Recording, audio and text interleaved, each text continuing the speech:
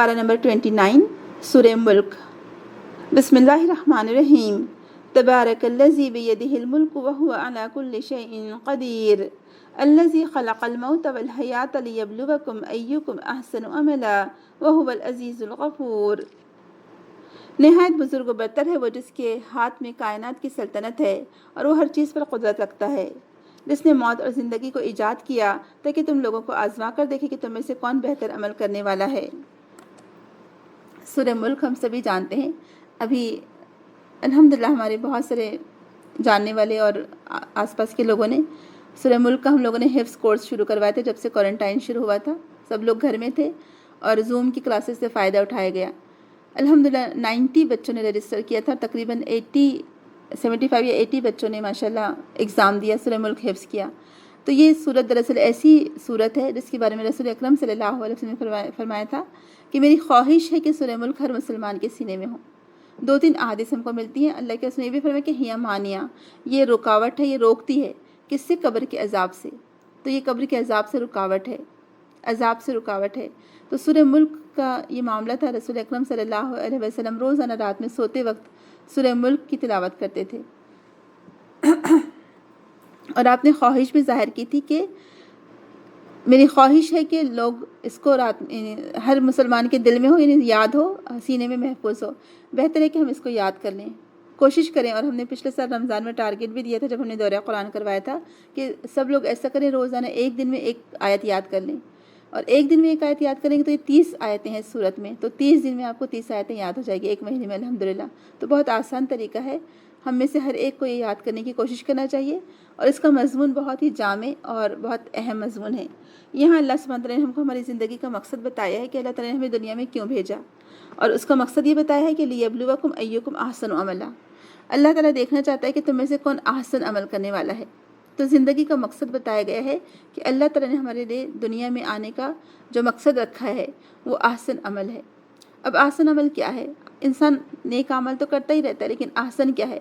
तो इबादत में, मामलात में एहसान, खूबसूरती, हर काम को नहायत ही एहसन तरीके से अंजाम देना। और इसके लिए हमेशा मिसाल याद आती है कि आप जब अपने घर में खाना लगाते हैं, दस्तरखान बिछाते हैं, तो आप देखिए आप नॉर्मल चीज़ें इस्तेमाल करते हैं अपने घर की रोज़ाना डेली यूज़ की जो चीज़ें हैं, यूज़ेस की। लेकिन जब कोई मेहमान आते हैं ख़ास तौर से, तो उस वक्त आप देखें कि आपका दस्तरखान का जो मंज़र है वो बिल्कुल मुख्तलिफ नज़र आता है। स्पेशल क्रॉकरी आप निकालते हैं, हर चीज़ स्पेशल निकलेगी जो खूबसूरत दिखाई देती है। तो यही एहसान है असल में, यानी किसी चीज़ को, किसी काम को उसके सबसे बेहतर पहलू से अंजाम देना, उसको खूबसूरत तरीके से अंजाम देना, ये एहसान है। तो अल्लाह ताला फरमा रहे हैं कि हमने तुम्हें पैदा इसलिए किया है, ये मौत और ज़िंदगी को इसलिए पैदा किया है कि हम देखना चाहते कि कौन तुम में से अहसन अमल करता है।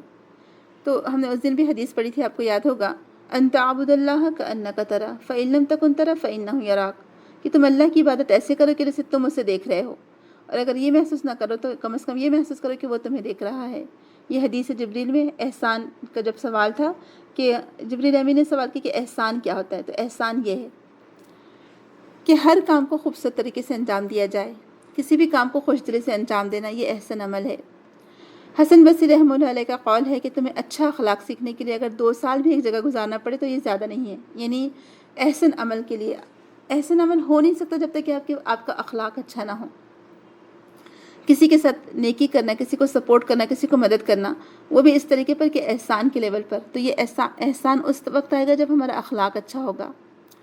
तो अल्लाह ताला हमें तौफीक दे कि अल्लाह ताला हम अल्लाह की मर्ज़ी के मुताबिक हम एहसन अमल कर सकें इंशाअल्लाह। इसके बारे में बहुत सारे वाक़यात हमको मिल सकते हैं सहाबा किराम रज़ियल्लाहु अन्हुम के, कि उन लोगों ने कैसे हर काम को खूबसूरत तरीके से अंजाम दिया।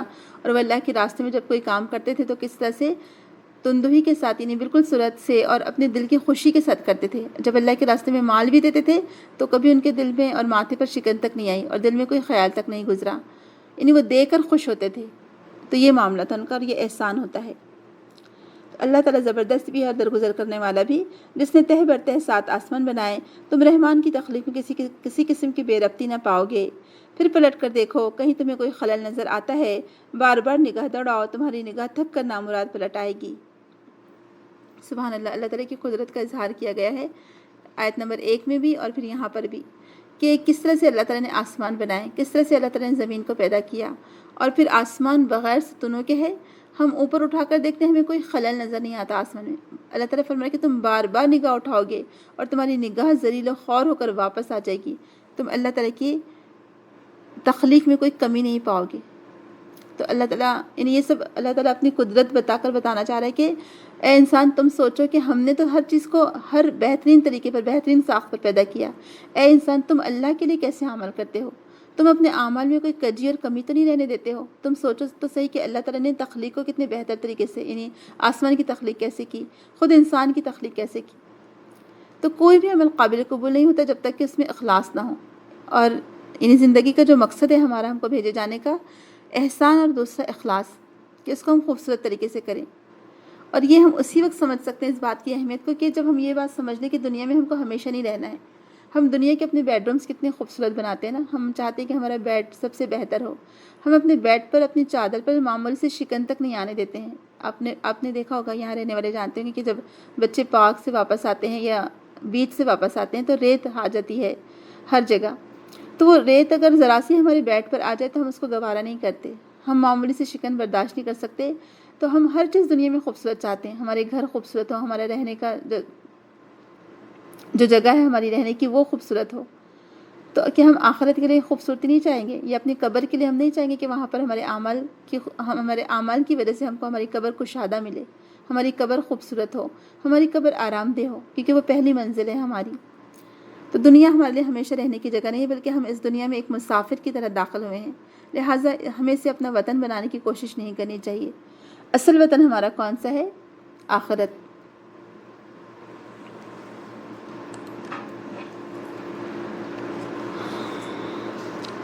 ہم نے تمہارے قریب کے آسمان کو عظیم الشان چراغوں سے آراستہ کیا ہے اور انہیں شیاطین کو مار بھگانے کا ذریعہ بنا دیا ہے۔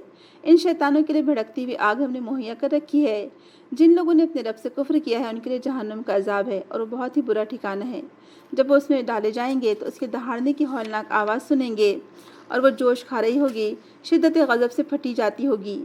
ہر بار جب کوئی انسان اس میں ڈالا جائے گا، اس کے کارندے ان لوگوں سے پوچھیں گے کہ تمہارے پاس کوئی خبردار کرنے والا نہیں آیا تھا؟ وہ جواب دیں گے، ہاں، خبردار کرنے والا ہمارے پاس آیا تھا، مگر ہم نے اسے جھٹلا دیا اور کہا اللہ نے کچھ بھی نازل نہیں کیا ہے، تم بڑی گمراہی میں پڑے ہوئے ہو۔ اب یہاں پر جہنم کی ہولناکی کا ذکر کیا گیا ہے۔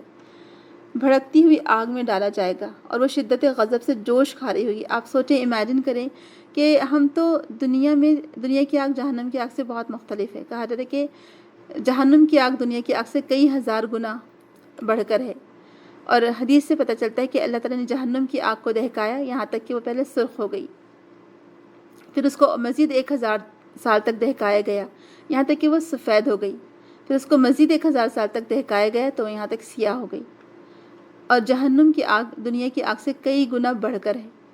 تو ہم تو دنیا کی آگ ہی برداشت نہیں کر سکتے۔ ایک انگلی ہمیشہ جب یہ جہنم کا ذکر آتا ہے آگ کا، تو چونکہ ہم خواتین ہیں، ہم سبھی اس بات کو جانتے ہوں گے کہ جب ہم روٹی ڈالتے ہیں اور روٹی توے پر پھولتی ہے، گول سی روٹی جب پھولنے لگتی ہے، اور اگر آپ اس کو اس وقت سینک رہے ہوں اور غلطی سے اس میں سے کہیں کوئی سوراخ رہ جائے یا وہ روٹی پھٹ جائے اور اس میں سے بھاپ نکلتی ہے، تو بھاپ اگر آپ کی انگلی کو لگ جائے تو کتنی تکلیف دہ ہوتی ہے، آپ دیکھیں وہ بھاپ۔ تو ہم تو بھاپ نہیں برداشت کر سکتے، اتنی جو اس وقت جو چٹکا لگتا ہے بھاپ کا وہ ہم برداشت نہیں کر سکتے۔ تو میری بہنوں بتائیے کہ ہم اللہ نہ کرے جہنم کی آگ کیسے برداشت کریں گے؟ تو ہم کو ہمیشہ اللہ تعالیٰ سے دعا کرتے رہنا چاہیے کہ اللہ تعالیٰ ہم کو ربنا آتنا فی الدنیا حسنہ وفی الآخرۃ حسنہ وقنا عذاب النار، کہ اللہ تعالیٰ ہم کو جہنم کی آگ سے بچا لے۔ اصل کامیابی وہی ہے جو جہنم کی آگ سے بچا لیا گیا۔ اور وہ کہیں گے کاش ہم سنتے یہ سمجھتے تو آج اس بھڑکتی ہوئی آگ کے سزاواروں میں شامل نہ ہوتے۔ اس طرح وہ اپنے قصور کا خود اعتراف کر لیں گے، لعنت ہے ان دوزخیوں پر۔ اب یہاں پر ہم دیکھتے ہیں کہ اللہ سبحانہ وتعالیٰ فرما رہا ہے کہ اس بھڑکتی ہوئی آگ میں کیوں وہ گئے؟ کیونکہ انہوں نے سنا نہیں تھا دنیا میں۔ آپ سوچیں، امیجن کریں کہ انسان جب آخرت میں پہنچے گا اور اس وقت اس کے پاس کچھ بھی نہیں ہوگا، کوئی سہارے نہیں ہوگے، سارے سہارے کٹ جائیں گے، اس وقت کیا چیز اس کے کام آئے گی؟ صرف اور صرف اس کے نیک اور احسن اعمال کام آئیں گے۔ اور اللہ تعالیٰ نے بار بار یہ مخاطب کیا ہے۔ سورہ ملک کو کیوں روزانہ رات میں پڑھنے کے لیے کہا گیا ہے؟ کیونکہ سورہ ملک ہمیں بتاتی ہے کہ یہ دنیا ختم ہو جانے والی ہے، جہنم کی ہولناکی کو ہمارے سامنے پیش کرتی ہے، اعمال کی اہمیت کو ہمارے سامنے پیش کرتی ہے۔ اللہ تعالیٰ نے بار بار اس میں غور و فکر کی دعوت دی کہ تم آسمان کو دیکھو۔ اللہ تعالیٰ نے آسمان کو کیسے ستاروں سے خوبصورت بنا دیا، زینت دی ہے۔ وہ رب جس نے یہ ستارے بنائے، سیارے بنائے، اتنا بڑا آسمان بنایا، اے انسان تمہاری کیا حیثیت اور حقیقت ہے؟ جب یہ ستارے اور سیارے اللہ تعالیٰ کے حکم کی نافرمانی نہیں کرتے تو اے انسان تم کیسے اللہ کی نافرمانی کرتے ہو؟ اور پھر تم کیا اس آگ سے نہیں ڈرتے؟ یہاں پر اصحاب السعیر کا لفظ آیا تھا، تو یہ کون لوگ ہوں گے جنہوں نے نہ سنا نہ عقل سے کام لیا؟ یہاں سننے کو زیادہ اہمیت دی گئی ہے کہ لو کننا نسمع و نعقل ما کننا فی اصحاب السعیر، کاش ہم سنتے ہوتے اور عقل سے اگر ہم نے کام لیا ہوتا تو آج ہم یہ دوزخ والوں میں شامل نہ ہوتے۔ آپ دیکھیں اس وقت وہ افسوس اور حسرت کا شکار ہوں گے، یاس کا شکار ہوں گے۔ تو اس سے پتہ چلتا ہے کہ سننا بہت زیادہ ضروری ہے۔ یعنی قرآن کو بھی، یعنی قرآن سننے والا مزاج پیدا کرتا ہے، اور رسول اکرم صلی اللہ علیہ وسلم نے بھی قرآن لوگوں کو پڑھ کر سنایا۔ تو جب تک آپ قرآن سنیں گے نہیں، پڑھیں گے نہیں یا سنیں گے نہیں، اور اس کا مطلب ہے کہ آپ کو کہیں نہ کہیں سے کوئی نہ کوئی واعظ و نصیحت سننی پڑے گی، تو سننے والے اگر ہوں گے تو کیا ہوگا، جہنم سے بچ جائیں گے۔ اور یہاں سننے کو عقل پر ترجیح دی گئی ہے، کیونکہ پہلے سننا ہے، سننے کے بعد ہی انسان کے اندر شعور اور آگہی پیدا ہو سکتی ہے، وہ اس کی عقل کو اپیل کر سکتی ہے بات۔ تو اگر ہم سنتے ہوتے یا عقل سے کام لیے ہوتے تو آج ہم یہ جہنم میں شامل نہ ہوتے، تو اس وقت انسان افسوس کرے گا۔ تو آپ خود بتائیے کہ پھر کیا آج ہمارا سننا ضروری نہیں ہے نیک باتوں کو، اچھی باتوں کو، نصیحت والی باتوں کو، کیونکہ قرآن کو تذکیر کہا گیا، یاد دہانی، اور اللہ تعالیٰ نے اللہ کے رسول سے فرمایا تھا کہ آپ اس کے ذریعے سے لوگوں کو نصیحت کیجیے، اور بے شک مومنین کے لیے نصیحت نافع ہوتی ہے۔ ہم نے اسی دن پڑھا تھا کہ یہ ذکر مومنین کے لیے نفع بخش ہوتا ہے۔ تو ہمیں کہیں نہ کہیں کوئی نہ کوئی جگہ سے اچھی باتوں کو سننا ضروری ہے، نصیحت حاصل کرنا ضروری ہے، واعظ و نصیحت حاصل کرنا ضروری ہے۔ تو عقل سے پہلے سماعت کی بات کی گئی ہے، پہلے سننا ضروری ہے، اور اسی سے انسان غور و فکر میں مبتلا ہوگا، اپنی عقل استعمال کرے گا اور اپنے اعمال کی طرف، نیک اعمال کی طرف وہ راغب ہوگا۔ اور پھر پیچھے یعنی ڈرنے کی بات کی گئی، خشیت کی بات کی گئی ہے کہ ان الذین یخشون ربهم بالغیب لهم مغفرۃ واجر کبیر، کہ جو لوگ بے دیکھے اپنے رب سے ڈرتے ہیں یقیناً ان کے لیے مغفرت اور بڑا اجر ہے۔ تو یہاں پر اس سے پتہ چلتا ہے کہ اللہ تعالیٰ کی خشیت انسان کو گناہوں سے دور رکھتی ہے، اللہ تعالیٰ کی خشیت انسان کو نیکی کرنے پر آگے بڑھاتی ہے۔ یہ اللہ تعالیٰ کی خشیت ہی ہوتی ہے کہ وہ چاہے تنہائی میں ہو، چاہے وہ سب مجمع میں ہو، چاہے وہ شادی ہال میں ہو، چاہے وہ بزنس کے معاملات میں ہوں، یا گھر میں تنہا ہو، وہ ہر معاملے میں اللہ تعالیٰ کی مرضی کو مد نظر رکھے گا۔ تو یہ خشیت انسان سے بہت سارے نیک کام کرواتی ہے۔ تو خشیت کے فائدے بتائے جا رہے ہیں کہ اللہ کی طرف سے مغفرت کی امید، اطمینان قلب، خطاؤں سے درگزر کیا جائے گا، اور نیکیوں کی طرف سفر، یعنی نیکیوں میں آگے بڑھنے کے اللہ تعالیٰ توفیق دے گا۔ آخرت کی خوشخبری ہے ایسے لوگوں کے لیے، اور اجر عظیم کا وعدہ ہے۔ آپ سوچیں کہ ایک خشیت کے کتنے سارے فائدے بتائے جا رہے ہیں۔ تو خشیت یہ کیا چیز ہوتی ہے کہ کسی کی ہیبت اور اس کی کبریائی کی وجہ سے اس کے آگے دب جانا، پست ہو جانا، اپنے آپ کو سرنڈر کر دینا، اپنے آپ کو جھکا دینا، اور یعنی اللہ تعالیٰ کی مرضی کے مطابق اپنی زندگی کو ڈھالتے چلے جانا، یہ خشیت ہوتی ہے۔ تو بہرحال سورہ ملک کا جو مضمون ہے وہ آخرت کی یاد دلاتا ہے۔ سورہ ملک کا مضمون ہمیں الرٹ کرتا ہے، سورہ ملک کا مضمون ہمیں چونکاتا ہے کہ اے انسان غافل نہ رہو، اے انسانوں عمل سے بے پرواہ نہ ہو جاؤ، اے انسانوں دنیا میں صرف دنیا کے بندے بن کر نہ رہو، بلکہ آخرت کے لیے کوشش کرو، آخرت کے لیے تیاری کرو۔ تو اصل محنت جو ہے وہ آخرت کے لیے ہونی چاہیے۔ دنیا ہمارے لیے ہمیشہ رہنے کی جگہ نہیں ہے، بلکہ یہ ایک مسافر جیسے مسافر سفر کرتا ہے اور تھوڑے دن رکتا ہے اور پھر اپنی منزل پر پہنچ جاتا ہے، تو ایسی ہمارے لیے دنیا کا معاملہ ہے۔ تو اصل محنت اور کوشش کس کے لیے ہونی چاہیے؟ دارالقرار کے لیے، جو ہمیشہ باقی رہنے والی ہے۔ اور یہ دنیا تو ایک دن ختم ہو جانے والی ہے، یہ بات ہم سبھی جانتے ہیں۔ یہ دنیا ریزہ ریزہ ہو جائے گی، اللہ تعالیٰ اس کو ختم کر دے گا۔ اصل زندگی آخرت کی زندگی ہوگی۔ تو جگہ جی لگانے کی دنیا نہیں ہے، یہ عبرت کی جا ہے، تماشا نہیں ہے۔ کیونکہ لوگ اس کو لہو لعب میں گزارتے ہیں، ایک تماشے کی طرح، ایک کھیل کود کی طرح، تو نہیں، یہ تو عبرت کی جگہ ہے۔ آپ اس کو سنسیئرلی زندگی کو گزاریں اور اپنے آخرت کے لیے اپنے اعمال تیار کر لیں۔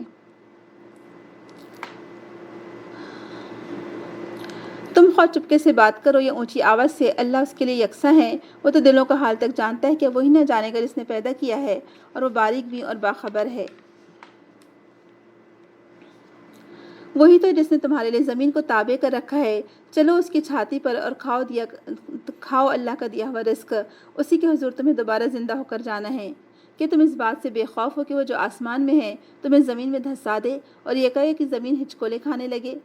کہ تم اس بات سے بے خوف ہو کہ وہ جو آسمان میں ہے تم پر پتھراؤ کرنے والی ہوا بھیج دے؟ پھر تمہیں معلوم ہو جائے گا کہ ہماری تنبیہ کیسی تھی۔ تو آپ دیکھیں اللہ تعالیٰ اپنے احسان ہمیں بار بار یاد دلا رہا ہے کہ زمین کو کس طرح بچھایا اللہ تعالیٰ نے۔ ہمیں اللہ تعالیٰ کا شکر ادا کرنا چاہیے کہ زمین ہمارے لیے ایک بچھونے کی طرح ہے جس پر ہم چل پھر رہے ہیں، اپنے گھر بناتے ہیں یا رہتے ہیں، اور یہ رہنے کا مقام ہے اصل میں زمین۔ یہ زمین ہم کو لے کر ڈھلک نہیں جاتی، ہمارے گھر ٹوٹ نہیں جاتے ہیں۔ تو کتنا قرار پیدا کیا اللہ تعالیٰ نے زمین پر۔ پھر زمین اگر اچانک ہچکولے کھانے لگے تو کون ہے جو اسے تھام سکے؟ سبحان اللہ۔ اب دیکھیے اللہ تعالیٰ ہی اس کو تھامے ہوئے ہے۔ اگر یہ زمین میں زلزلے آ جاتے ہیں تو آپ نے دیکھا ہوگا کہ کیسے گھر ٹوٹ ٹوٹ کر بڑی بڑی بلڈنگز اور عمارت گرنے لگتے ہیں۔ تو کون ہے جو اس زمین کو تھامے ہوئے ہے؟ اگر زمین یہ دھچکے کھانے لگے تو ہم تو ایک منٹ کے لیے بھی اس پر قرار نہ کر سکے۔ یہ اللہ تعالیٰ کا احسان اور شکر ہے ہمارے اوپر واجب۔ ان سے پہلے گزرے ہوئے لوگ جھٹلا چکے ہیں، پھر دیکھ لو کہ ہماری گرفت کیسی سخت تھی۔ کہ یہ لوگ اپنے اوپر اڑنے والے پرندوں کو پر پھیلائے اور سکیڑتے نہیں دیکھتے؟ رحمان کے سوا کوئی نہیں جو انہیں تھامے ہوئے ہو، وہی ہر چیز کا نگہبان ہے۔ بتاؤ آخر وہ کون سا لشکر تمہارے پاس ہے جو رحمان کے مقابلے میں تمہاری مدد کر سکتا ہے؟ حقیقت یہ ہے کہ منکرین دھوکے میں پڑے ہوئے ہیں۔ یا پھر بتاؤ کون ہے جو تمہیں رزق دے سکتا ہے اگر رحمان اپنا رزق روک لے؟ دراصل یہ لوگ سرکشی اور حق سے گریز پر اڑے ہوئے ہیں۔ بھلا سوچو، جو شخص منہ اوندھائے چل رہا ہو وہ زیادہ صحیح راستہ پانے والا ہے، یا وہ جو سر اٹھائے سیدھا ایک ہموار سڑک پر چل رہا ہو؟ ان سے کہو اللہ ہی ہے جس نے تمہیں پیدا کیا، تم کو سننے اور دیکھنے کی طاقتیں دیں اور سوچنے سمجھنے والے دل دیے، مگر تم کم ہی شکر ادا کرتے ہو۔ پرندوں کی بات کی گئی ہے۔ اب دیکھیں پرندے آسمان میں جو اڑتے ہیں، سبحان اللہ، یہ بھی اللہ تعالیٰ کی ایک بہت بڑی قدرت ہے۔ کچھ پرندے تو کہا جاتے ہیں ایسے ہیں کہ جو سال بھر سفر کرتے ہیں، پوری زمین کا چکر لگاتے ہیں، یا جو بھی ملک در ملک انہیں گھومنا ہوتا ہے تو وہ سال بھر چکر لگاتے ہیں اور کہیں بیٹھتے نہیں ہیں۔ سبحان اللہ، اللہ تعالیٰ کی قدرت کاملہ آپ دیکھیں کہ اللہ تعالیٰ نے کیسی کیسی مخلوق پیدا کی ہے۔ پرندے جن کو اللہ تعالیٰ نے ونگز دیے، پر دیے ہیں، جس سے وہ آسمان کی اونچی فضاؤں میں اڑتے رہتے ہیں۔ کون ان کو تھامے ہوئے؟ کون ان کو راستہ دکھاتا ہے؟ کون ان کو وہاں پر انہیں ہمت اور طاقت دیتا ہے کہ وہ آسمان میں اڑ رہے ہیں؟ ہم انسان نہیں اڑ سکتے آسمان میں۔ تو یہ اس پر غور و فکر کیا جائے اور اللہ تعالیٰ کی قدرت کاملہ پر یقین کیا جائے۔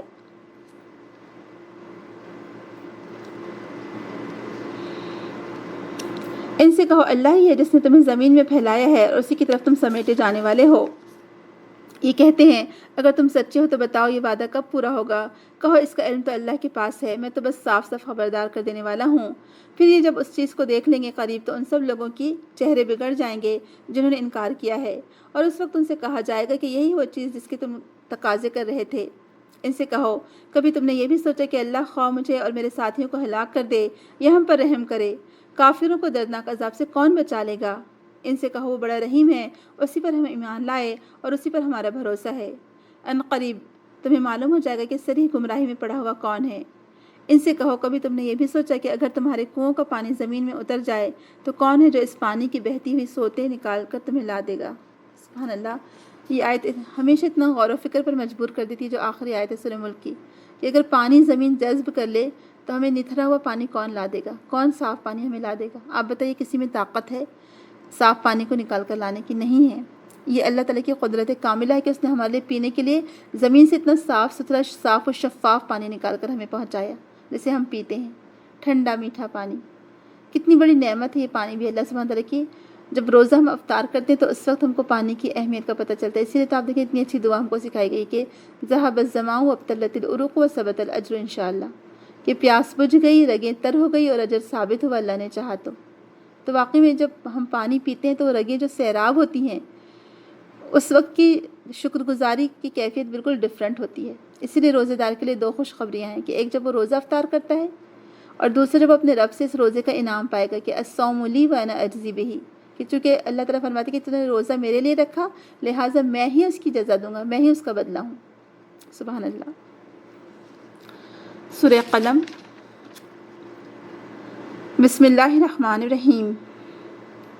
نون والقلم وما یسطرون ما انت بنعمت ربک بمجنون وان لک لاجرا غیر ممنون وَإِنَّكَ لَعَلَىٰ خُلُقٍ عَظِيمٍ۔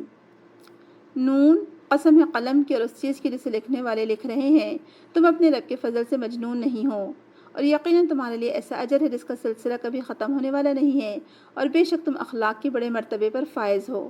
سبحان اللہ۔ قلم، سبحان اللہ، آپ سوچیں کہ اللہ تعالیٰ نے ہمارے لیے جو قرآن نازل کیا، جو کتاب نازل کی، اس کتاب کی ایک سورت کا نام ہی قلم رکھ دیا گیا۔ اس سے قلم کی اہمیت کا ہمیں اندازہ ہوتا ہے، اور قلم میں اللہ تعالیٰ نے بہت طاقت رکھی ہے۔ یعنی یہ قلم، آپ کو یاد ہوگا کہ دنیا میں بہت سارے جو انقلابات آئے، ریولیوشنز آئے، اس وقت کے جو سوسائٹی کے ان ممالک کے جو لوگ تھے، جو رائٹرز تھے، جو مصنف تھے، جو شاعر تھے، جو لکھنے والے تھے، تنقید نگار، ان لوگوں نے آرٹیکلز لکھے، کتابیں لکھی، اخبارات میں لکھتے رہے، جس کی وجہ سے وہاں کے لوگوں کے ذہن چینج ہو گئے۔ یعنی قلم میں اتنی طاقت ہے کہ آپ پورے لوگوں کے ذہن کو چینج کر سکتے ہیں۔ قلم کی طاقت بالکل ڈفرینٹ طاقت ہے، اور کبھی قلم کو معمولی نہ سمجھے، قلم کی اپنی جگہ بہت اہمیت ہے۔ اس سے بڑھ کر اہمیت اور کیا ہو سکتی ہے کہ اللہ تعالیٰ نے یہاں پر قلم کی بات کی ہے اور قلم کی قسم کھائی ہے کہ قسم ہے قلم کی اور اس چیز کی جسے لکھنے والے لکھ رہے ہیں۔ اور یہ بات بھی ہمیں پتہ چلتا ہے کہ یہ بات ہمیں پتہ چلتی ہے کہ جب اللہ تعالیٰ نے زمین اور آسمان کو پیدا کیا تو قلم کو حکم دیا کہ وہ لکھے۔ قلم نے پوچھا کہ کیا لکھا جائے، تو کہا کہ ہر چیز کی تقدیر لکھ دو، جو بھی اللہ تعالیٰ نے پیدا کیا، جو ابد تک ہوتے رہیں گے، یعنی شروع سے لے کر آخر تک ہوتے رہیں گے، وہ ساری چیزیں، ہر چیز لوح محفوظ میں لکھی ہوئی ہے، اور قلم کو اللہ تعالیٰ نے حکم دیا تھا کہ وہ لکھ لے۔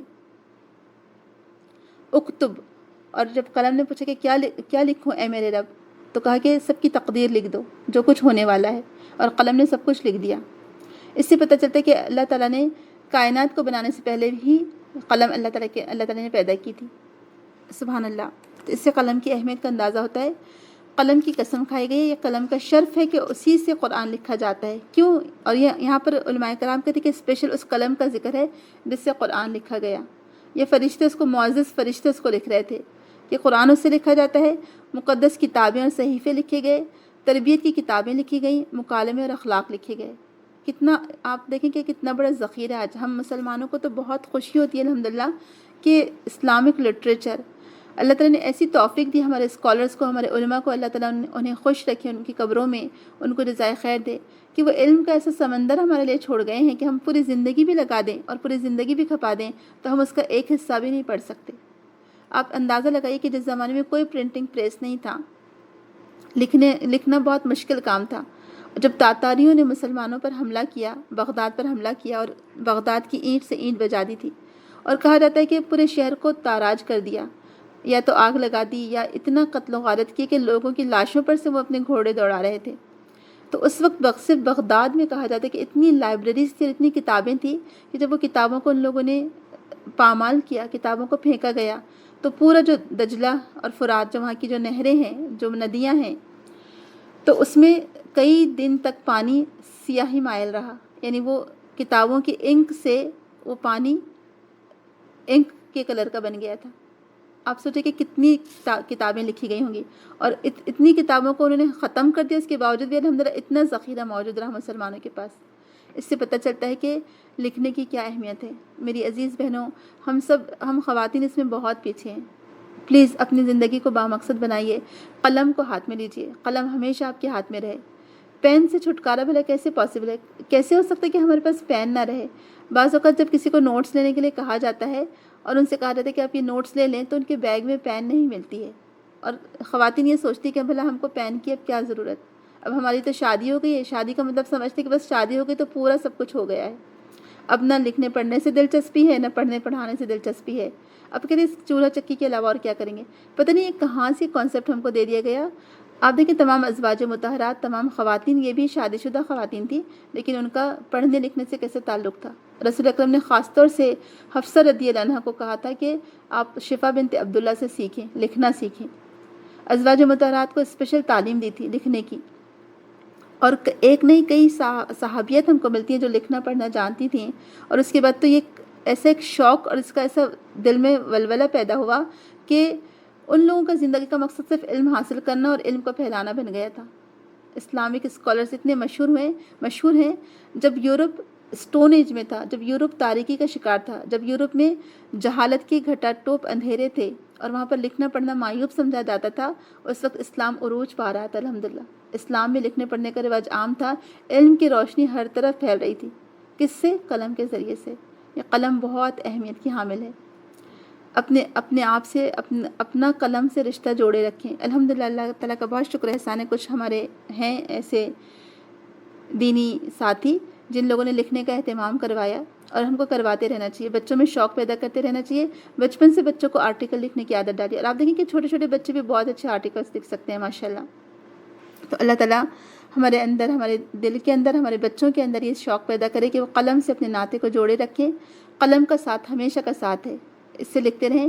آپ دیکھیے جو معزز فرشتے ہیں کرامن کاتبین، وہ بھی لکھ رہے ہیں. قرآن کو معزز فرشتوں نے لکھا، اسی طرح سے ہمارا عمل نامہ لکھا جا رہا ہے. اور لکھتے کس سے ہوں گے؟ ظاہر سی بات ہے، لکھنا کس سے ہوتا ہے پاسبل؟ پین سے لکھا جاتا ہے. تو قلم کی قسم کھائی گئی ہے، جس سے اس کی اہمیت کا پتہ چلتا ہے. ہم لوگوں نے ایک بار ایک پروگرام کیا تھا، بہت سال پہلے کی بات ہے، تقریباً 10-15 سال پہلے کی بات ہے. ہم نے ایک ادبی نشست رکھی تھی جس میں قلم کی اہمیت پر ہی ہم لوگوں نے بات کی تھی، اور لوگوں کو اس پر ابھارا تھا کہ وہ لکھیں. کیونکہ آپ دیکھیں لکھنے پڑھنے کا شوق بہت کم ہوتا جا رہا ہے. لوگوں کے اندر سے کتابیں پڑھنے کا شوق ختم ہوتا جا رہا ہے. لوگ دنیا سے چلے جاتے ہیں، لوگ مر جاتے ہیں، قبروں میں چلے جاتے ہیں، لیکن کتابیں ہمیشہ زندہ رہتی ہیں. آپ اگر ایک کام کرتے ہیں لکھنے کا کام، تو آپ کی تحریر کہاں کہاں تک پہنچے گی آپ کو نہیں معلوم.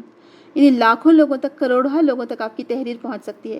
جیسے آپ خود دیکھیں، صحیح بخاری کی مثال ہم لے لیں، یا تفسیر کی مثال آپ لے لیں کہ جن علماء کرام نے تفاسیر لکھی، یہ جن لوگوں نے اچھی کتابیں لکھیں، اور جیسے صحیح بخاری، صحیح مسلم ہے، اور بھی احادیث کی کتابیں جتنے بڑے بڑے علماء نے اور محدثین نے لکھی ہیں، وہ سب دنیا سے چلے گئے، لیکن آپ دیکھیں ان کا کام باقی رہا. تو یہ کتابیں انسانوں کو زندہ رکھتی ہیں. محدثین کہا کرتے تھے کہ جب ہم کتابیں پڑھنے بیٹھتے ہیں، اللہ کے رسول کی احادیث پڑھتے ہیں، تو گویا کہ ہمیں ایسے لگتا ہے کہ ہم اللہ کے رسول کی مجلس میں بیٹھے ہوں. تو یہ لکھی گئی نا، قرآن بھی اور حدیث بھی، دونوں چیزیں جس کی حفاظت کی گئی ہے وہ دونوں طریقوں سے کی گئی ہے. ایک حفظ کے ذریعے سے اور دوسرا لکھنے کے ذریعے سے. تو تمام علوم لکھے گئے. اسی بنا پر اللہ کے نزدیک قلم کی بہت اہمیت ہے. آپ بھی سوچیں، اللہ تعالیٰ نے آپ کے اندر ضرور کوئی نہ کوئی صلاحیت رکھی ہے، یا آپ کے بچوں میں رکھی ہوگی صلاحیت.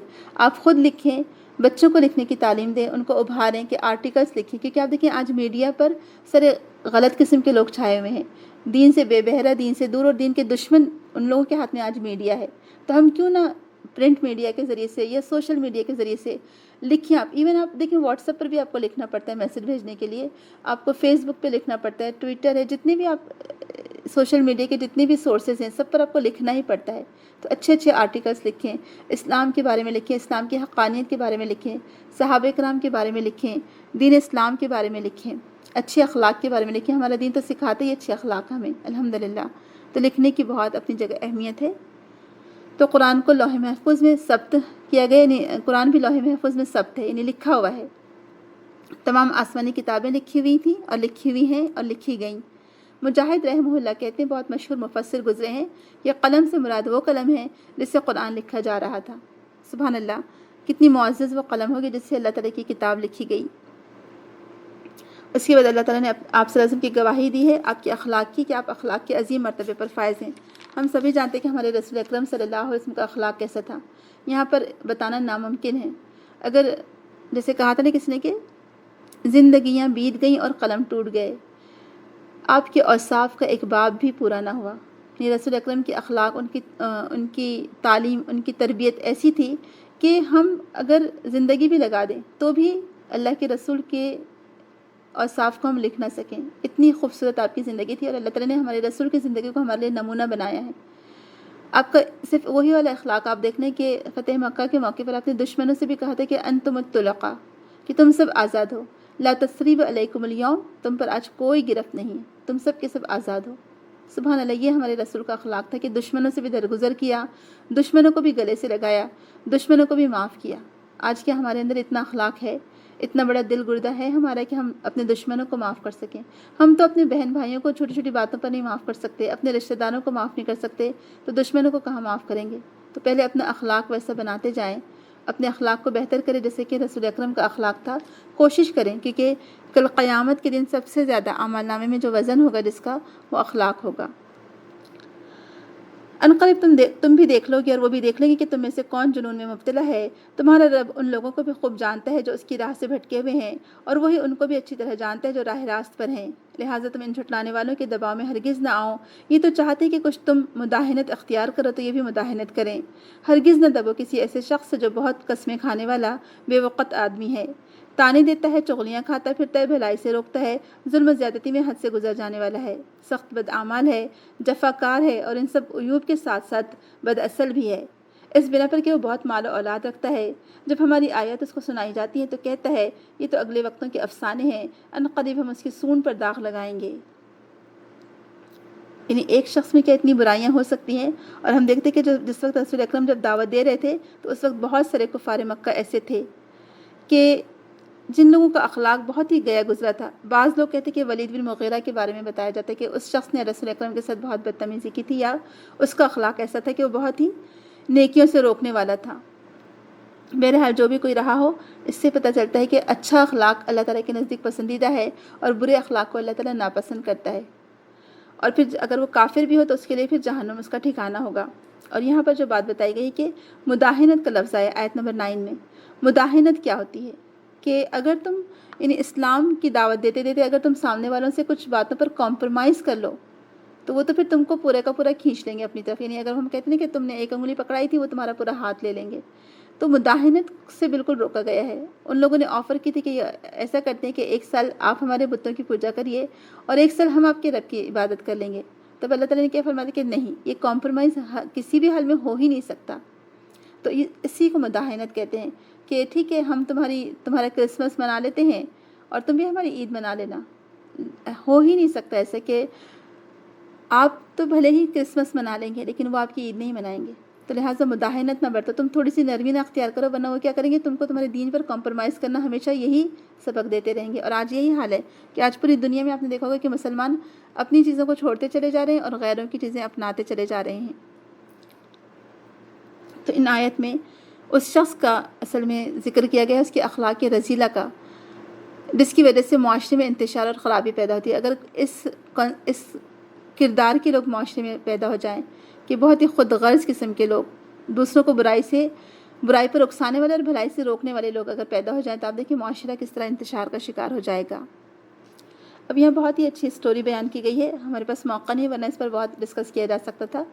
بہت ہی اچھے پوائنٹس اس میں سے ہمارے سبق سیکھنے کے لیے مل سکتے ہیں ہم کو.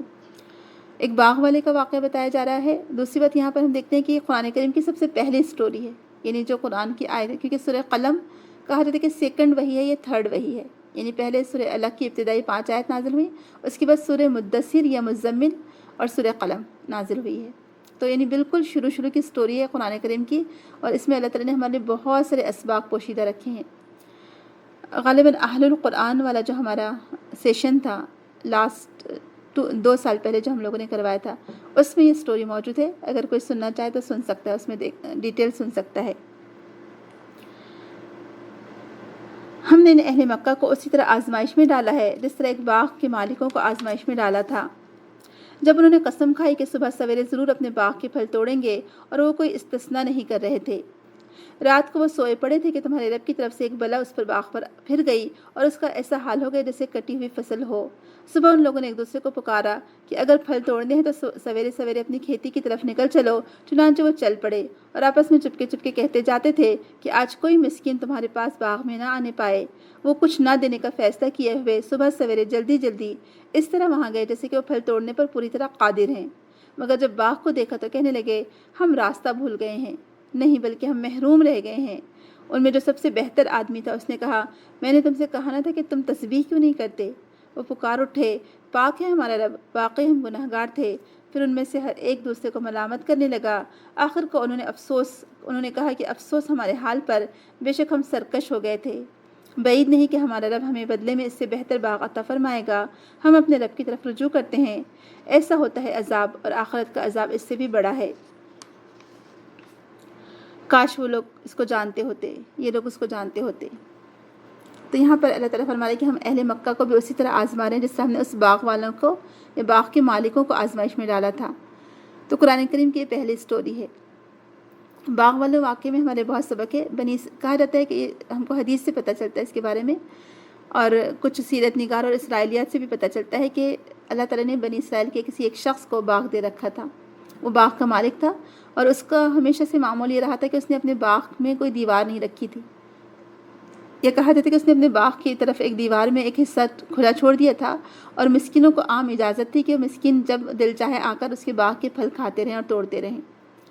اب جب اس شخص کا انتقال ہو گیا تو اس کے بیٹے تھے، ان بیٹوں نے کہا کہ ہمارے والد تو نادان ہیں، اور اب ہم یہ نہیں کریں گے کہ ہم اپنے مال میں سے، اپنی محنت کی کمائی میں سے ان غریبوں کو بھی دیں۔ اور انہوں نے سوچا کہ دیکھو اب والد کا تو انتقال ہو چکا ہے، اب ہم خود اس باغ کے مالک ہیں، ایسا کرتے کہ صبح سویرے جائیں گے اور سارے پھل توڑ لے کر آئیں گے تاکہ کوئی غریب اس میں سے آ کر کھا نہ سکے۔ اب وہ کچھ اور پلان کرے تھے، ادھر اللہ تعالیٰ کی پلاننگ کچھ اور تھی۔ جب یہ وہاں پہنچے تو دیکھا کہ وہ اپنے باغ کو پہچان ہی نہیں سکے، کہا کہ ہم راستہ بھول گئے ہیں۔ ایکچولی وہ راستہ نہیں بھولے تھے بلکہ وہ گمراہ ہو گئے تھے۔ ان میں سے خود ہی وہ کہنے لگے کہ شاید ہم راستہ بھٹک گئے، لیکن کسی نے کہا کہ نہیں، بلکہ ہم محروم ہو گئے ہیں۔ تو جب آپ دوسروں کو دینے سے روکتے ہیں اپنے آپ کو، تو اللہ تعالیٰ آپ ہی کے مال میں کچھ نہ کچھ کمی کر دیتا ہے۔ اللہ نہ کرے ہم روکنے والے بنے۔ لیکن یہاں پر ہمیں جو تعلیم دی گئی ہے اس واقعے سے، جو ہم کو سبق ملتا ہے کہ دوسروں کو دینے والے بنو تو اللہ تعالیٰ تمہارے مال میں برکت عطا کرے گا۔ اور بعض اوقات ایسا ہو سکتا ہے کہ دوسروں کو دینے کی وجہ سے ہی اللہ تعالیٰ ہمیں عطا کر رہا ہو، لیکن ہم کو اس بات کا احساس نہیں ہوتا ہے، ہمیں شعور نہیں ہوتا ہے۔ تو جو ان بیٹوں کا جو باپ تھا، جب تک وہ دیتا رہا، آپ دیکھیں اس کی کھیتی سلامت رہی، اس کا باغ سلامت رہا، لیکن اس کے بیٹوں نے جیسے ہی ڈیسائیڈ کیا کہ وہ دینے سے روک دیں گے اپنے آپ کو، تو آپ دیکھیں کہ ان کے باغ پر پالا پڑ گیا اور پھر انہوں نے افسوس کیا۔ لیکن یہاں پر ایک اور بات قابل غور ہے کہ ان لوگوں نے اپنی غلطی کو تسلیم کر لیا اور اللہ تعالیٰ کے آگے توبہ کی، اور اللہ تعالیٰ سے امید رکھی کہ اللہ تعالیٰ ان کو اس سے بہتر باغ عطا کر دے گا۔ اس سے پتہ چلتا ہے کہ توبہ اور استغفار کے فائدے بہت زیادہ ہیں۔ اگر آپ اپنی غلطی پر شرمندہ اور نادم ہیں تو اللہ تعالیٰ آپ کو اس سے زیادہ نواز سکتا ہے۔ تو بہرحال ہمارے لیے اس میں بہت سارے سبق موجود ہیں۔ تو جب انہوں نے لوگوں کو خیر سے روکنا چاہا تو اللہ تعالیٰ نے ان کو ہی خیر سے روک دیا۔ تو اس میں ہمیشہ اپنے مال میں مسکینوں کا حصہ رکھیں۔ ہمارے مال میں ہر سائل اور محروم کا حق موجود ہے، ہمیں اس بات کا احساس نہیں ہوتا۔ ہم سوچتے ہیں کہ ہمارا مال ہے، صرف ہم ہی خرچ کریں گے اس کو، تو یہ چیز مناسب نہیں ہے، بلکہ اس کو لوگوں کے لیے خرچ کرتے رہیں، لوگوں کو بھی دیں۔ اور اللہ تعالیٰ نے ہمارے مال میں ہر سائل اور محروم کا حصہ رکھا ہے۔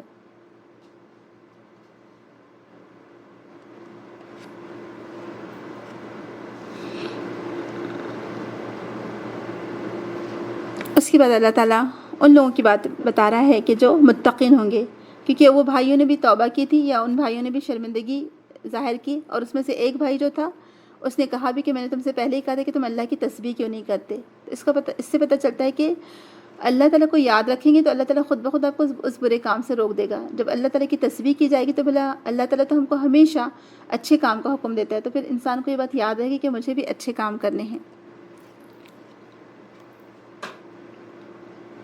یقیناً متقین لوگوں کے لیے ان کے رب کی ہاں نعمت بھری جنتیں ہیں۔ کیا ہم فرما برداروں کا حال مجرموں کا سا کر دیں؟ تم لوگوں کو کیا ہو گیا ہے؟ تم کیسے حکم لگاتے ہو؟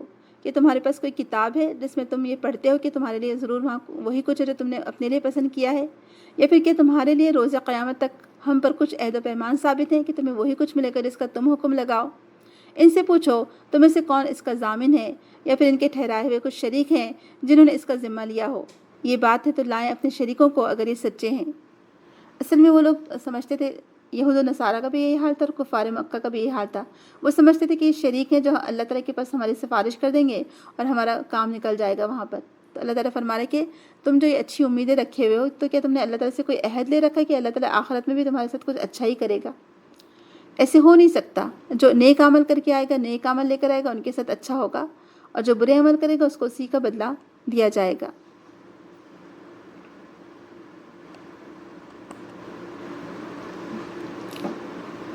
جس روز سخت وقت آ پڑے گا اور لوگوں کو سجدہ کرنے کے لیے بلایا جائے گا تو یہ لوگ سجدہ نہ کر سکیں گے، ان کی نگاہیں نیچی ہوں گی، ذلت ان پر چھا رہی ہوگی۔ یہ جب صحیح و سالم تھے اس وقت انہیں سجدے کے لیے بلایا جاتا تھا اور یہ انکار کرتے تھے۔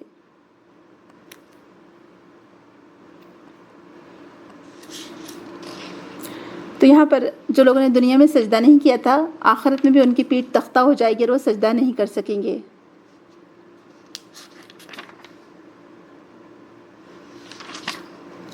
بس اے نبی صلی اللہ علیہ وسلم، تم اس کلام کی جھٹلانے والوں کا معاملہ ہم پر چھوڑ دو، ہم ایسے طریقے سے ان کو بتدریج تباہی کی طرف لے جائیں گے کہ ان کو خبر بھی نہ ہوگی۔ ہم ان کی رسی دراز کر رہے ہیں اور ہماری چال بڑی زبردست ہے۔ کیا تم ان سے کوئی اجر طلب کر رہے ہو کہ اس چٹی کے بوجھ تلے دبے جا رہے ہوں؟ کیا ان کے پاس غیب کا علم ہے جسے یہ لکھ رہے ہوں؟ پس اپنے رب کا فیصلہ صادر ہونے تک صبر کرو اور مچھلی والے یونس علیہ السلام کی طرح نہ ہو جاؤ جب اس نے پکارا تھا اور وہ غم سے بھرا ہوا تھا۔ اگر اس کے رب کی مہربانی اس کے شامل حال نہ ہوتی تو وہ مذموم ہو کر چٹیل میدان میں پھینک دیا جاتا۔ آخر کار اس کے رب نے اسے برگزیدہ فرما لیا اور اسے صالح بندوں میں شامل فرما لیا۔ جب یہ کافر لوگ کلام نصیحت سنتے ہیں یعنی قرآن، تو تمہیں ایسی نظروں سے دیکھتے ہیں کہ گویا تمہارے قدم اکھاڑ دیں گے اور کہتے کہ ضرور دیوانہ ہے، حالانکہ تو سارے جہان والوں کے لیے ایک نصیحت ہے۔ یعنی قرآن سے ان کو خاص بیر تھا، تو اسی وجہ سے اللہ تعالیٰ نے فرمایا کہ وہ آپ کو ایسے دیکھتے گویا کہ آپ کو اپنی جگہ سے اکھاڑ دیں گے، یعنی ان کو قرآن سننا اچھا نہیں لگتا تھا۔ سورہ حاقہ۔ بسم اللہ الرحمن الرحیم۔ الحاقہ ما الحاقہ وما ادراک ما الحاقہ کذبت ثمود وعاد بالقاریہ فاما ثمود فاہلکوا بالطاغیہ۔ ہونی شدنی، کیا ہے وہ ہونی شدنی، اور تم کیا جانو کہ کیا ہے وہ ہونی شدنی؟ یعنی وہ واقعہ کیا ہے، وہ واقعہ، اور تم کیا جانو کہ وہ کیا ہے وہ واقعہ۔ 3 دفعہ اس بات کو کہہ کر اس کی اہمیت کا اندازہ دلایا جا رہا ہے کہ وہ چیز یعنی اتنی خطرناک ہے، وہ چیز جسے تم عام سمجھے، جسے تم معمولی سمجھے ہو، وہ اس قدر خطرناک زلزلہ ہے، قیامت کا جھٹکا ہے، یہ ایسا واقعہ ہے جسے تم جھٹلا رہے ہو، جبکہ وہ ہو کر رہنا ہے اور وہ ہو کر رہے گا۔ سمود اور عاد نے اس اچانک ٹوٹ پڑنے والی آفت کو جھٹلایا تو سمود ایک سخت حادثے سے ہلاک کیے گئے اور عاد ایک بڑی شدید طوفانی آندھی سے تباہ کر دیے گئے۔ اللہ تعالیٰ نے اس کو مسلسل 7 رات اور 8 دن ان پر مسلط رکھا۔ تم وہاں ہوتے تو دیکھتے کہ وہاں اس طرح پچھڑے پڑے ہیں جیسے وہ کھجور کے بوسیدہ تنے ہوں۔ اب کیا ان میں سے کوئی تمہیں باقی بچا نظر آتا ہے؟ اور اسی خطائے عظیم کا ارتکاب فرعون اور اس سے پہلے ان کے لوگوں نے اور تلپٹ ہو جانے والی بستیوں نے کیا۔ ان سب نے اپنے رب کے رسول کی بات نہ مانی تو اس نے ان کو بڑی سختی کے ساتھ پکڑا۔ جب پانی کا طوفان حد سے گزر گیا تو ہم نے تم کو کشتی میں سوار کر دیا تھا تاکہ اس واقعے کو تمہارے لیے ایک سبق آموز یادگار بنا دیں، اور یاد رکھنے والے کان اس کی یاد محفوظ رکھیں۔ تمام قوموں کے واقعات ہم پیچھے ڈیٹیل میں پڑھ چکے ہیں۔ پھر جب ایک دفعہ سور میں پھونک مار دی جائے گی اور زمین اور پہاڑوں کو اٹھا کر ایک ہی چوٹ میں ریزہ ریزہ کر دیا جائے گا، اس روز وہ ہونے والا واقعہ پیش ہوگا۔ اس دن آسمان پھٹے گا اور اس کی بندش ڈھیلی پڑ جائے گی، فرشتے اس کے اطراف و جوانب میں ہوں گے اور 8 فرشتے اس روز تیرے رب کا عرش اپنے اوپر اٹھائے ہوئے ہوں گے۔ وہ دن ہوگا جب تم لوگ پیش کیے جاؤ گے، تمہارا کوئی راز بھی چھپا نہ رہ سکے گا۔ سبحان اللہ۔ اللہ تعالیٰ کا عرش کیسے ہے اور کیا ہے، ہم اس کی کیفیت کو تو نہیں جانتے، لیکن اللہ تعالیٰ کا عرش جو سب سے بہتر، سب سے خوبصورت ہے، سب آسمانوں سے اوپر ہے، اور اس کا عرش 8 فرشتے اٹھائے ہوں گے۔ کیا وہ فرشتوں کی یعنی ان کا اعزاز آپ دیکھ لیں، کیسے وہ مقرب فرشتے ہوں گے اور کتنے وہ طاقتور ہوں گے، اللہ کے فرشتے جو اللہ کا عرش اٹھائے ہوئے ہوں گے۔ اس وقت جس کا نام اعمال اس کے سیدھے ہاتھ میں دیا جائے گا، وہ کہے گا، لو دیکھو، پڑھو میرا نام اعمال، میں سمجھتا تھا کہ مجھے ضرور اپنا حساب ملنے والا ہے۔ سبحان اللہ، کیسا وہ شخص ہوگا، یعنی کتنا مطمئن وہ شخص ہوگا، کیونکہ اس نے دنیا میں اپنی آخرت کے لیے کوشش کی ہوگی، جدوجہد کی ہوگی۔ تو وہ کہے گا کہ لو دیکھو، پڑھو میرا نام اعمال، میں سمجھتا تھا کہ مجھے ضرور اپنا حساب ملنے والا ہے۔ پس وہ دل پسند عیش میں ہوگا، عالی مقام جنت میں، جس کے پھلوں کے گچھے جھکے پڑ رہے ہوں گے۔ ایسے لوگوں سے کہا جائے گا، مزے سے کھاؤ اور پیو اپنے ان اعمال کے بدلے جو تم نے گزرے ہوئے دنوں میں کیے ہیں۔ یہ بہت ہی امپورٹنٹ آیت ہے، یقین جانیے اگر یہ آیت کو ہم اچھی طرح سمجھ گئے تو ہماری زندگی بالکل مختلف ہو جائے، ہم کو ہماری زندگی کا مقصد سمجھ میں آ جائے کہ وہ کہیں گے کہ کلوا واشربوا ہنیئا بما اسلفتم فی الایام الخالیہ، کہ یہ تمہیں جو انعامات دیے جا رہے ہیں جنت میں، یہ جو تمہیں اللہ تعالیٰ کی طرف سے بخشا جا رہا ہے سب کچھ، یہ اس وجہ سے ہے کہ تم نے جو ایام الخالیہ، جو تم نے اعمال کیے تھے اپنے ان خالی دنوں میں، دنیا کے دنوں میں، اس سے پتہ چلتا ہے کہ دنیا میں جو ہم کو دن دیے گئے ہیں یہ اعمال کے لیے دیے گئے ہیں۔ تو سبحان اللہ، جس کا نام عمل اس کے دائیں ہاتھ میں دیا جائے گا، وہ خوشی خوشی سب سے کہے گا کہ پڑھو میرا اعمال نامہ۔ کتنی خوشی ہوگی نا، جب اچھا رزلٹ ہوتا ہے تو سب کو بتانے کو دل چاہتا ہے۔ تو کون سے عمل صالح اس نے کیے ہوگی دنیا میں؟ نماز، روزہ، حج، زکوٰۃ، اللہ تعالیٰ کی مخلوق کے ساتھ حسن سلوک، اللہ تعالیٰ کا ذکر، اس کی طرف رجوع کرنا، یعنی بار بار پلٹنا، برائیوں کو ترک کرنا، یہی عمل ہوں گے جو جنت میں داخل ہونے کا سبب بنیں گے۔ ہمیں سے کون ہے جو یہ عمل انجام دیتا ہے؟ اور کیوں وہ خوش ہوگا؟ کیونکہ اس کو رب سے ملاقات کا یقین تھا، اسے یہ بھی احساس تھا کہ اس کا حساب کتاب لیا جائے گا، لہٰذا اس نے سوچ سمجھ کر زندگی گزاری تھی، پھونک پھونک کر قدم رکھا تھا دنیا میں، ایک ایک قدم پھونک پھونک کر رکھا، لاپرواہی سے اجتناب کیا۔ آپ دیکھیں جو ایسا شخص ہوگا جو کانشیسلی زندگی گزارے گا دنیا میں، ظاہر سی بات ہے وہی آخرت میں کامیاب ہوگا، کیونکہ وہ ہر قدم پر یہ دیکھے گا کہ میرا رب مجھ سے راضی ہوتا ہے یا ناراض ہوتا ہے۔ جب اس کو پتہ چلے گا کہ میرا رب ناراض ہوتا ہے تو اس راستے سے قدم ہٹا لے گا، تو ایسا شخص وہاں پر کامیاب ہوگا۔ تو اسی لیے جو دنیا میں اس نے کام کیے تھے، جو دنیا میں اس نے محنت اور جد و جہد کی تھی، جو مشقتیں برداشت کی تھی اللہ کے راستے میں، اسی لیے اب کیا ہوگا کہ وہ دل پسند عیش و آرام میں ہوگا، آرام دہ زندگی گزارے گا، اللہ کی رضامندی سے اسے حاصل ہوگی، جنت کے بلند درجات اسے حاصل ہوں گے۔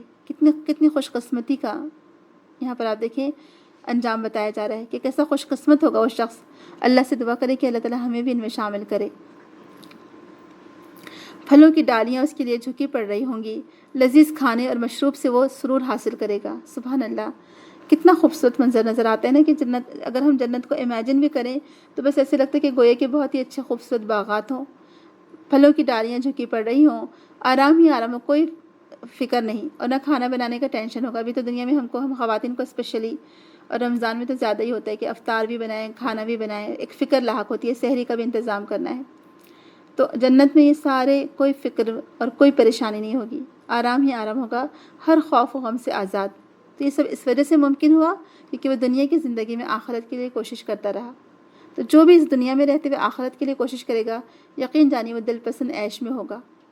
تو یہاں پر دنیا میں کیے گئے نیک عمل کا پتہ چلتا ہے، اس کی اہمیت کا پتہ چلتا ہے کہ دنیا میں کیے گئے نیک عمل کس طرح آخرت میں انسان کو شاد و آباد رکھیں گے، سرور اس کو عطا کریں گے، راحت اور آسانیاں اس کو فراہم کریں گے۔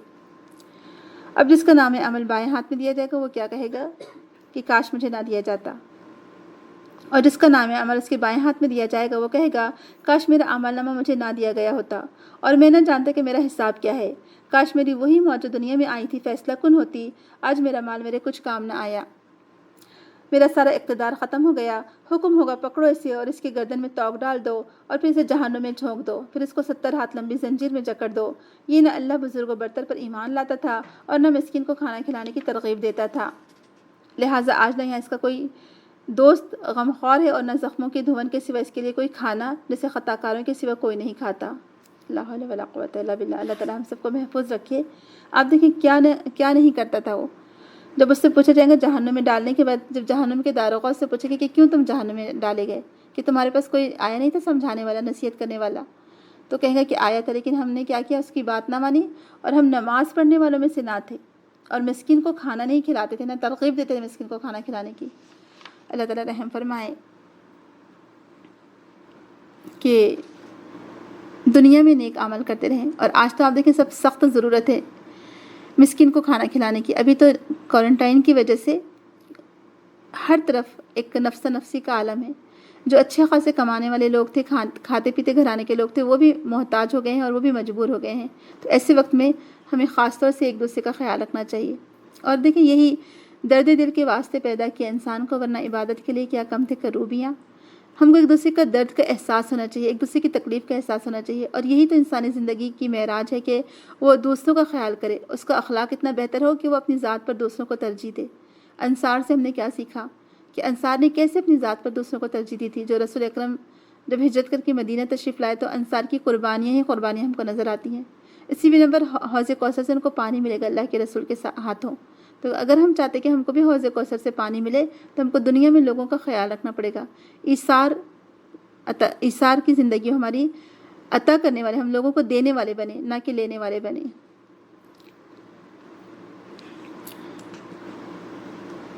بس نہیں، میں قسم کھاتا ہوں ان چیزوں کی بھی جو تم دیکھتے ہو اور ان کی بھی جنہیں تم نہیں دیکھتے۔ یہ ایک رسول کریم کا قول ہے، کسی شاعر کا قول نہیں ہے، تم لوگ کم ہی ایمان لاتے ہو، اور نہ یہ کسی کاہن کا قول ہے، تم لوگ کم ہی غور کرتے ہو، یہ رب العالمین کی طرف سے نازل ہوا ہے۔ اور اگر اس نبی نے خود گھڑ کر کوئی بات ہماری طرف منسوب کی ہوتی تو ہم اس کا دایاں ہاتھ پکڑ لیتے، اور اس کی رگے گردن کاٹ ڈالتے، پھر تم میں سے کوئی ہمیں اس کام سے روکنے والا نہ ہوتا۔ در حقیقت یہ پرہیزگاروں کے لیے ایک نصیحت ہے، اور ہم جانتے ہیں کہ تم میں سے کچھ لوگ جھٹلانے والے ہیں۔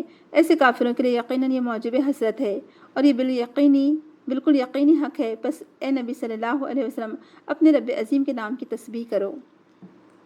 قرآن کی بات کی گئی ہے۔ یہ قرآن نہایت ہی معزز فرشتے لے کر اترے ہیں۔ نہ یہ قرآن شاعری ہے، نہ ہی کسی کاہن کا قول ہے، کیونکہ وہ لوگ اس پر اعتراضات کرتے تھے۔ یہ قرآن کسی بشر کا قول نہیں ہو سکتا، بلکہ یہ ایسا کلام ہے جو کلام کرنے والے کی عظمت، اس کے اوصاف کی جلالت پر دلالت کرتا ہے۔ یعنی اس کے الفاظ آپ دیکھ لیں، اس کے الفاظ پر آپ غور و فکر کریں، آپ حیران اور دنگ رہ جائیں گے۔ اتنے بار بار اس میں واقعات ریپیٹ کیے گئے ہیں، لیکن آپ کو کہیں اختلاف نہیں نظر آئے گا، کہیں جھول نظر نہیں آئے گا۔ یہ واقعی میں ایک بہت بڑا معجزہ ہے۔ کیوں؟ کیونکہ یہ اللہ کا کلام ہے، اللہ سبحانہ و تعالیٰ کا کلام ہے، اس میں بھلا کوئی کمی کجی کیسے ہو سکتی ہے؟ اور جو لوگ اس کو نہیں مانتے ہیں ان کی بدنصیبی کا کیا کہنا، اور جو لوگ اس کو تھام لیتے ہیں پھر وہ اللہ تعالیٰ کے نزدیک معزز بن جاتے ہیں، کامیاب قرار پاتے ہیں۔ سورہ معارج، بسم اللہ الرحمن الرحیم۔ سأل سائل بعذاب واقع للكافرين ليس له دافع من الله ذي المعارج تعرج الملائكة والروح إليه في يوم كان مقداره 50,000 سنة فاصبر صبرا جميلا۔ مانگنے والے نے عذاب مانگا ہے، وہ عذاب جو ضرور واقع ہونے والا ہے، کافروں کے لیے ہے، کوئی اسے دفع کرنے والا نہیں، اس رب کی طرف سے جو عروج کے زینوں کا مالک ہے۔ ملائکہ اور روح اس کے حضور چڑھ کر جاتے ہیں ایک ایسے دن میں جس کی مقدار 50,000 سال ہے۔ بس اے نبی صلی اللہ علیہ وسلم، صبر کیجئے، شائستہ صبر۔ یہ لوگ اسے دور سمجھتے ہیں اور ہم اسے قریب دیکھ رہے ہیں۔ اللہ تعالیٰ کی طرف سے ایک ڈرا دینے والا اور تنبیہ والا انداز ہے کہ مانگنے والے نے عذاب مانگا ہے۔ ایکچولی جو کفار مکہ چیلنج کرتے رہتے تھے آپ کو، یا آس پاس کے جو دشمن تھے وہ بھی چیلنج کرتے تھے کہ جس عذاب کی بات آپ کر رہے ہیں قیامت کی، وہ لے آئیے۔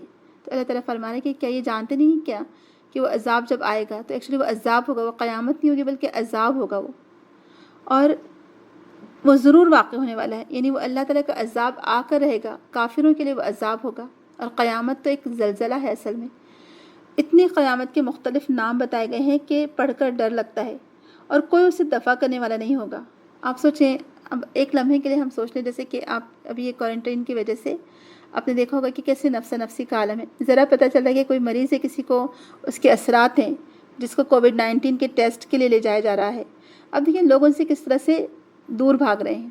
لوگوں کو ایسے لگ رہا ہے کہ جیسے ان کو دیکھنے سے بھی ہمیں موت آ جائے گی، جبکہ ہم سب جانتے ہیں کہ ہم سب کو ایک دن مرنا ہے اور ہم سب کو موت آنے والی ہے۔ لیکن ابھی تو یہ جو وائرس ہے جس میں موت کا ریشو بہت کم ہے، جو آج سے 100 سال پہلے اسپینش فلو آیا تھا، اس میں تو کہا جاتا ہے کہ اگر کھانسی کے ذریعے سے یا ایک دوسرے کے سانس کے ذریعے سے لوگ ٹرین میں بیٹھے اور 1 گھنٹے بعد وہ اپنے ڈیسٹینیشن پر پہنچنے والے تھے تو وہاں پہنچنے تک وہ لوگ مر چکے تھے۔ یعنی اتنی جلدی وہ ایک دوسرے پر اثر کر رہا تھا، جو 100 سال پہلے جو یہ وائرس آیا تھا۔ اور صرف کہا جاتا ہے کہ یورپ کی 25 ملین لوگ اس سے متاثر ہوئے تھے، ان کی ڈیتھ ہو گئی تھی۔ لوگوں نے گھر بند چھوڑ دیے تھے کیونکہ لاشوں کو کوئی دفن کرنے والا نہیں تھا۔ تو اس طرح سے خطرناک فلو تو ہے بھی نہیں ہے ابھی، وائرس۔ یہ وائرس میں ہم دیکھتے ہیں کہ لوگ بہت زیادہ سے افیکٹ ہو رہے ہیں لوگوں پر، لیکن موت کا ریشو پھر بھی کم ہے۔ تو پھر بھی لوگ اتنا ڈر رہے ہیں۔ تو آپ دیکھیں یہ چھوٹی سی قیامت صغریٰ آپ اس کو کہہ سکتے ہیں کہ اللہ تعالیٰ قیامت جو قائم ہوگی اس سے پہلے چھوٹے چھوٹے عذاب سے اللہ تعالیٰ اپنے بندوں کو الرٹ کرتا رہتا ہے، یاد دہانی کے لیے۔ تو آج ہی ایسا نفس نفسی کا عالم ہے کہ اگر کتنی کہا جاتا ہے کہ جب بچوں کو خبر دی جا رہی ہے کہ ان کے والدین کی ڈیتھ ہو گئی ہے اور ہو سکتا ہے کووڈ-19 کی وجہ سے ہوئی ہے، تو بچے دور سے کہہ دے رہے ہیں کہ اچھا ٹھیک ہے وہیں دفن کر دیجئے، اب ہمارا آنا تو نہیں ہو سکتا۔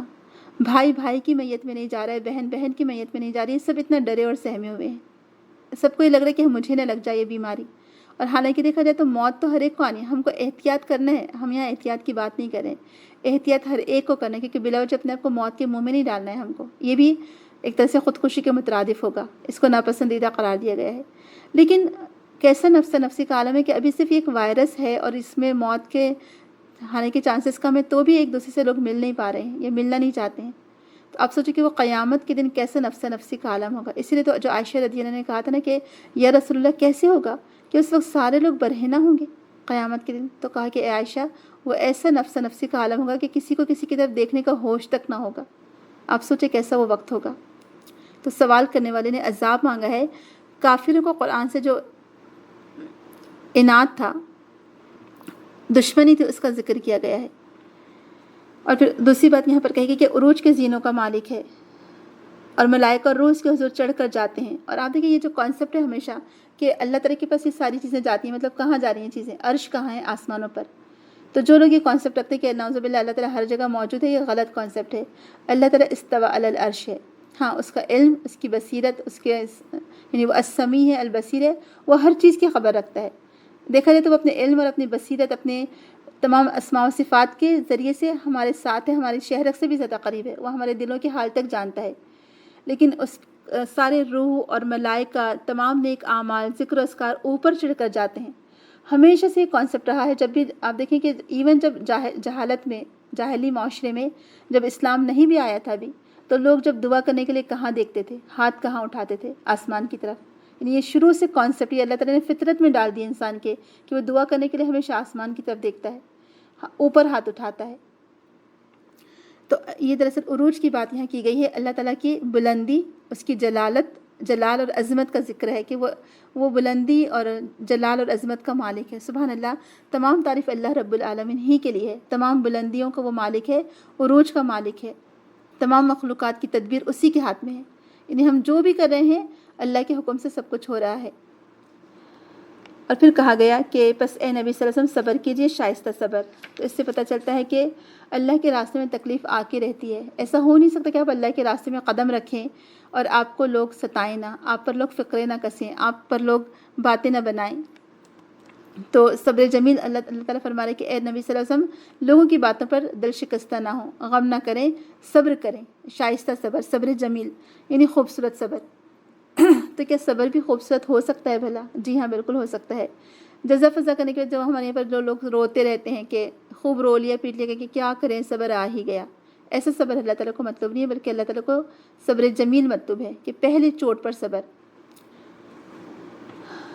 تو اس وقت وہ عذاب اس روز ہوگا جس روز آسمان پگھلی ہوئی چاندی کی طرح ہو جائے گا اور پہاڑ رنگ برنگ کے دھنکے ہوئے اون جیسے ہو جائیں گے، اور کوئی جگری دوست اپنے جگری دوست کو نہ پوچھے گا، حالانکہ وہ ایک دوسرے کو دکھائے جائیں گے، یعنی پہچانیں گے.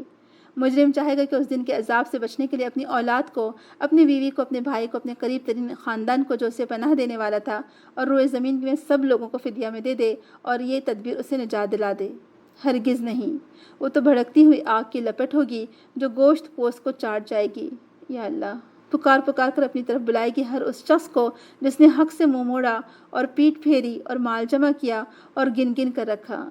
اللہ تعالیٰ ہم سب کو ان بری عادتوں سے محفوظ رکھے تاکہ ہم جہنم کے عذاب سے بچ سکیں.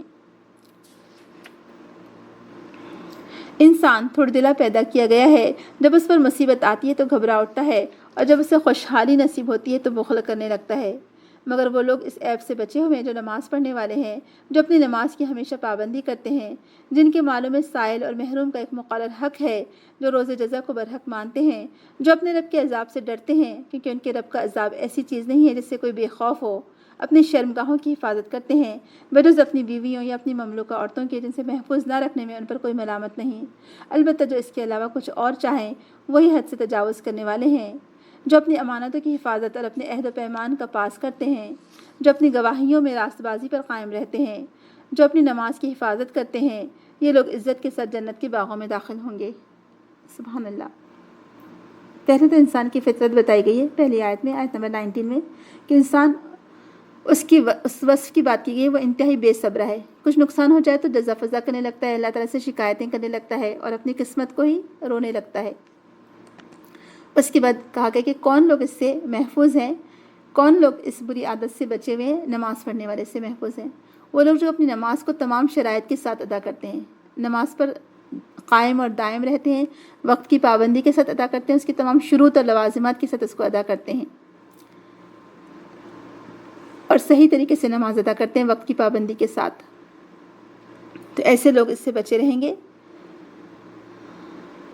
تو اگر ہمیں جنت میں جانا ہے، یعنی کہا جا رہا ہے کہ یہ وہ لوگ ہوں گے جو عزت کے ساتھ جنت کے باغوں میں رہیں گے. تو یہ پیچھے تمام جتنی جو خوبیاں بتائی گئی ہیں، ہم ان خوبیوں کو یاد رکھیں، اپنے اندر پیدا کرنے کی کوشش کریں کہ وہ لوگ اس عیب سے بچے ہوئے جو کہ نماز پڑھنے والے ہیں، جن کے مالوں میں سائل اور محروم کا حق ہے. آیت نمبر 24 سے لے کر 35 تک یہ وہ لوگ ہیں جن کے اندر یہ خوبیاں ہوں گی تو وہ جنت میں رہیں گے اور عزت کے ساتھ رکھے جائیں گے وہاں پر. تو اگر میں اور آپ ہم سب چاہتے ہیں کہ ہم جنت میں جائیں اور اس عزت کے مقام پر ہم کو رکھا جائے تو ہم کو یہ خوبیوں کو اپنانا ہوگا. بس اے نبی صلی اللہ علیہ وسلم، کیا بات ہے کہ منکرین دائیں اور بائیں سے گروہ در گروہ تمہاری طرف دوڑے چلے آ رہے ہیں؟ کیا ان میں سے ہر ایک یہ لالچ رکھتا ہے کہ وہ نعمت بھری جنت میں داخل کر دیا جائے گا؟ ہرگز نہیں. ہم نے جس چیز سے ان کو پیدا کیا ہے اسے یہ خود جانتے ہیں. بس نہیں، میں قسم کھاتا ہوں مشرقوں اور مغربوں کے مالک کی، ہم اس پر قادر ہیں کہ ان کی جگہ ان سے بہتر لوگ لے آئیں اور کوئی ہم سے بازی لے جانے والا نہیں ہے. لہٰذا انہیں اپنی بیہودہ باتوں اور اپنے کھیل میں پڑا رہنے دیجیے یہاں تک کہ یہ اپنے اس دن کو پہنچ جائیں جس کا ان سے وعدہ کیا جا رہا ہے، جب یہ اپنی قبروں سے نکل کر اس طرح دوڑے جا رہے ہوں گے جیسے اپنے بتوں کے استھانوں کی طرف دوڑ رہے ہوں. ان کی نگاہیں جھکی ہوئی ہوں گی، ذلت ان پر چھا رہی ہوگی. وہ دن ہے جس کا ان سے وعدہ کیا جا رہا ہے. سورہ نوح. بسم اللہ الرحمن الرحیم. انا ارسلنا نوحا الى قومه ان انذر قومك من قبل ان ياتيهم عذاب الیم قال يا قوم انی لکم نذیر مبین ان اعبدوا اللہ واتقوہ واطیعون. ہم نے نوح علیہ السلام کو اس کی قوم کی طرف بھیجا اس ہدایت کے ساتھ کہ اپنی قوم کے لوگوں کو خبردار کر دے قبل اس کے کہ ان پر ایک دردناک عذاب آئے. اس نے کہا، اے میری قوم کے لوگوں. سنیے گا غور سے، ہم اس کی تشریح زیادہ نہیں کریں گے، ترجمہ ہی بہت اچھا ہے الحمدللہ، یعنی ترجمے سے بھی ہم بہت کچھ سمجھ سکتے ہیں. اور کسی نے سوال بھی پوچھا تھا کہ انبیاء کے جو واقعات ہیں ان سے ہم کو بہت کچھ سیکھنے کو ملتا ہے، اور نوح علیہ السلام دراصل اولو العزم پیغمبروں میں سے تھے. آپ دیکھیں ان کی انتھک محنت، کوشش، جدوجہد، 950 سال تک ان کا اپنی قوم کو دین کی طرف دعوت دینا، تو کتنا کچھ ان کے دل کے اندر، آپ سوچیں کتنی خیر خواہی ہوگی اپنی قوم کی، لیکن آخر کر قوم نے مان کر نہیں دیا اور قوم کا انجام پھر کیا ہوا. تو یہ سب ہم کو اس صورت سے پتہ چلتا ہے. تو انہوں نے کہا کہ اے میری قوم کے لوگوں، میں تمہارے لیے ایک صاف صاف خبردار کر دینے والا پیغمبر ہوں. تم کو آگاہ کرتا ہوں کہ اللہ کی بندگی کرو اور اس سے ڈرو اور میری اطاعت کرو. اللہ تمہارے گناہوں سے درگزر فرمائے گا اور تمہیں ایک وقت مقرر تک باقی رکھے گا. حقیقت یہ ہے کہ اللہ کا مقرر کیا ہوا وقت جب آتا ہے تو پھر ٹالا نہیں جاتا. کاش تمہیں اس کا علم ہو. کتنی بڑی بات کی گئی تھی کہ جو تم پہلے گناہ کر چکے ہو وہ سب معاف کر دیے جائیں گے، بس تم اپنے رب کی عبادت کرو. لیکن ہم دیکھتے ہیں کہ نوح علیہ السلام کی قوم اپنی ضد پر اڑی رہی. 950 سال کی تبلیغ کے بعد بھی ان کے اندر کوئی تبدیلی نہیں آئی. کتنی ہٹ دھرم قوم ہوگی، آپ اس سے سوچ لیں، اور کیسی بگڑی ہوئی قوم ہوگی. انہوں نے عرض کیا، اے میرے رب، میں نے اپنی قوم کے لوگوں کو شب و روز پکارا مگر میری پکار نے ان کو فرار ہی میں اضافہ کیا. اور جب بھی میں نے ان کو بلایا کہ اے اللہ تعالیٰ تو انہیں معاف فرما دے، یعنی قوم کو بلاتے رہے اور قوم کو خوشخبری دیتے رہے کہ اللہ تعالیٰ انہیں معاف کر دے گا، لیکن انہوں نے کانوں میں انگلیاں ٹھونس دی اور اپنے کپڑوں سے منہ یا کانوں میں ٹھونس لیے اور اپنی روش پر اڑ گئے اور بڑا تکبر کیا. پھر میں نے ان کو ہانکے پکارے دعوت دی، پھر میں نے علانیہ بھی ان کو تبلیغ کی اور چپکے چپکے بھی سمجھایا. میں نے کہا اپنے رب سے معافی مانگو. فَقُلْتُ اسْتَغْفِرُوا رَبَّكُمْ إِنَّهُ كَانَ غَفَّارًا يُرْسِلِ السَّمَاءَ عَلَيْكُمْ مِدْرَارًا وَيُمْدِدْكُمْ بِأَمْوَالٍ وَبَنِينَ وَيَجْعَلْ لَكُمْ جَنَّاتٍ وَيَجْعَلْ لَكُمْ أَنْهَارًا. اپنے رب سے معافی مانگو، بے شک وہ بڑا معاف کرنے والا ہے. وہ تم پر آسمان سے خوب بارشیں برسائے گا، تمہیں مال اور اولاد سے نوازے گا، تمہارے لیے باغ پیدا کرے گا اور تمہارے لیے نہریں جاری کر دے گا. سبحان اللہ. یہ آیت اتنی بہترین ہے. ابھی جب یہ کووڈ-19 سے ہم لوگ گزر رہے تھے، جب یہ ہر طرف کرفیو کی کیفیت تھی، الحمدللہ اس وجہ سے بہت کچھ سیکھنے کو بھی ملا الحمدللہ، اور بہت سارے لوگ نیکی کی طرف بھی راغب ہوئے. اسی وقت ہم نے کہا تھا کہ انبیاء کی دعائیں اور استغفار کے فائدے، کہ جو بھی مصیبت یا مشکلات ہم پر آتی ہیں دنیا میں، اگر ایکچولی انسان کے ہاتھوں کی کمائی ہوتی ہے، تو اسی لیے رسول اکرم نے جو ہمیں تعلیم دی کہ جب بھی کوئی مصیبت آئے، کوئی مشکل آئے، اللہ کی طرف رجوع کرو، اللہ تعالیٰ سے معافی طلب کرو. اور ہم نے یہی والی آیتیں لی تھیں. اس میں جو ہم نے ایک دن کا ہمارا سیشن تھا جس میں کہ استغفار کے فائدے، تو استغفار کے فائدوں میں ہم نے یہی لیا تھا کہ اللہ تعالیٰ فرما رہا ہے کہ نوح علیہ السلام کے ذریعے سے اللہ تعالیٰ نے فرمایا کہ انہوں نے کہا تھا کہ اے میری قوم کے لوگ استغفار کرو، بے شک تمہارا رب غفار ہے. وہ بخشنے والا ہے، مبالغے کا صیغہ ہے۔ وہ تم پر سے آسمان کے دروازے کھول دے گا اگر تم توبہ کرتے ہو، استغفار کرتے ہو، تم کو مدد دے گا بیٹوں سے، اولاد سے اور مال و دولت سے۔ سبحان اللہ، ایک استغفار کے کتنے سارے فائدے بتائے گئے ہیں۔ اور یہاں پر نوح علیہ السلام کی بے مثال قربانی کا ذکر ہے کہ انہوں نے اپنی قوم کو صبح شام کھلے چھپے ہر حال میں پکارا، لیکن ان کی قوم نے فرار ہی کا راستہ اختیار کیا۔ تو انہوں نے کہا تھا کہ میری قوم کے لوگوں، تم اللہ تعالیٰ سے استغفار طلب کرو، بخشش مانگو، وہ تم پر خوب بارشیں برسائے گا۔ اور جب بارشیں ہوں گی، یعنی یرسل السماء علیکم مدرارا، کہ تم آسمان کو برستا ہوا پاؤ گے۔ مدرار کسی بھی لکوڈ کی کثرت کو کہتے ہیں، دودھ کی کثرت کا ہونا، بارش کی کثرت۔ آپ دیکھیں جب بارش برستی ہے خوب چارہ پیدا ہوتا ہے، جانور وہ چارہ کھاتے ہیں، خوب دودھ نکلتا ہے، الحمدللہ دودھ کی کثرت ہو جاتی ہے۔ اسی طرح سے جب زمین سیراب ہوتی ہے بارش سے، خوب بارش برستی ہے، زمین سیراب ہوتی ہے، خوب پھل اور پھول اگاتی ہے، وہ پھولوں کا رس نچوڑتے ہیں ہم، ہے نا، شہد اسی سے بنتا ہے، اور اس طرح سے پھلوں کا رس نچوڑتے ہیں، جوسز آتے ہیں، کتنے قسم کے جوسز ہم کو ملتے ہیں ان فروٹس کی وجہ سے۔ تو یعنی آسمان کو تم برستا ہوا پاؤ گے، یعنی ایک استغفار کے کتنے سارے فائدے ہیں، سبحان اللہ۔ تو تم آسمان کو برستا ہوا پاؤ گے، وہ تمہارے لیے باغ پیدا کر دے گا، تمہارے لیے نہریں جاری کر دے گا۔ تمہیں کیا ہو گیا ہے کہ تم اللہ کے لیے تم کسی وقار کی توقع نہیں رکھتے، حالانکہ اس نے طرح طرح سے تمہیں بنایا ہے۔ کہ دیکھتے نہیں ہو کہ اللہ نے کس طرح 7 آسمان تہ بر تہ بنائے، اور ان میں چاند کو نور اور سورج کو چراغ بنایا، اور اللہ نے تم کو زمین سے عجیب طرح سے اگایا، پھر وہ تمہیں اسی زمین میں واپس لے جائے گا اور اس سے یکایک تم کو نکال کھڑا کرے گا۔ اور اللہ نے زمین کو تمہارے لیے فرش کی طرح بچھا دیا تاکہ تم اس کے اندر کھلے راستوں میں چلو۔ کیسے اللہ تعالیٰ نے ہمارے لیے نہریں بنا دی، پہاڑ، دریا، سمندر، زمین، کاشت کرنے کے طریقے ہم کو بتا دیے۔ سبحان اللہ، اللہ تعالیٰ کا ہم احسان اگر زبان سے مسلسل ادا کرتے رہیں جتنی ہماری زندگی، تب بھی ہم اللہ تعالیٰ کا شکر ادا نہیں کر سکتے۔ نوح علیہ السلام نے کہا، میرے رب، انہوں نے میری بات رد کر دی اور ان رئیسوں، یعنی جو بڑے بڑے متکبر تھے وہاں کے سردار، کی پیروی کی، جو مال اور اولاد پا کر اور زیادہ نامراد ہو گئے ہیں۔ ان لوگوں نے بڑا بھاری مکر کا جال پھیلا رکھا ہے۔ انہوں نے کہا، ہرگز نہ چھوڑو اپنے معبودوں کو، اور نہ چھوڑو ود، سوا، اور نہ یغوث اور یوک اور نصر کو۔ یہ ان کے بت تھے، نوح علیہ السلام کی قوم کے بت۔ انہوں نے بہت لوگوں کو گمراہ کیا ہے، اور تو بھی ان ظالموں کو گمراہی کے سوا کسی چیز میں ترقی نہ دے۔ اپنی خطاؤں کی بنا پر ہی وہ غرق کیے گئے اور آگ میں جھونک دیے گئے۔ پھر انہوں نے اپنے لیے اللہ سے بچانے والا کوئی مددگار نہ پایا۔ اور نوح علیہ السلام نے کہا، اے میرے رب، ان کافروں میں سے کوئی زمین پر بسنے والا نہ چھوڑ۔ اگر تو نے ان کو چھوڑ دیا تو تیرے بندوں کو گمراہ کریں گے، اور ان کی نسل سے جو بھی پیدا ہوگا وہ فاسق اور فاجر ہی ہوگا، یہ سخت کافر ہوگا۔ میرے رب، مجھے اور میرے والدین کو، ہر اس شخص کو جو میرے گھر میں مومن کی حیثیت سے داخل ہوا ہے، اور سب مومن مردوں اور عورتوں کو معاف فرما دے، اور ظالموں کے لیے ہلاکت کے سوا کسی چیز میں اضافہ نہ کر۔ یعنی اتنے سال تبلیغ کرنے کا کچھ بھی اثر نہیں ہوا، تب آپ دیکھیں یعنی کیسی ان کی بے بسی تھی، اور کیسے ان کا کرب آپ محسوس کریے نوح علیہ السلام کا، کہ 950 سال تبلیغ کرنے کے بعد بھی قوم ایمان نہیں لائی۔ تو انہوں نے اللہ سے پھر دعا کی کہ اللہ تعالیٰ زمین پر ان کا کوئی گھر بھی نہ چھوڑنا، کیونکہ وہ دعوت دیتے دیتے سمجھ گئے تھے کہ ان کا کیسا رویہ اور کیسا کردار ہے، کہ یہ اچھائی کی طرف آنے والے نہیں لوگ ہیں اب، تو ان میں فاسق اور فاجر ہی پیدا ہوں گے اگر وہ بچ گئے تو۔ یعنی ان کا باقی رہنا خود ان کے لیے اور باقی اور لوگوں کے لیے بھی محض فساد کا باعث ہوگا۔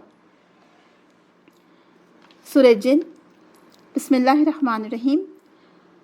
قل اوحی الی انہ استمع نفر من الجن فقالوا انا سمعنا قرآنا عجبا یہدی الی الرشد فآمنا به ولن نشرک بربنا احدا۔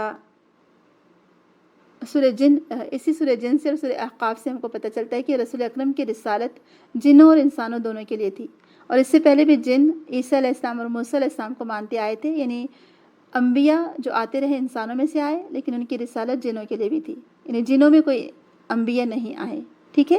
تو یہ صورت اس بات کی دلیل ہے کہ انبیاء جنوں کے لیے بھی تھے، یعنی ان کا پیغام جنوں کے لیے بھی تھا۔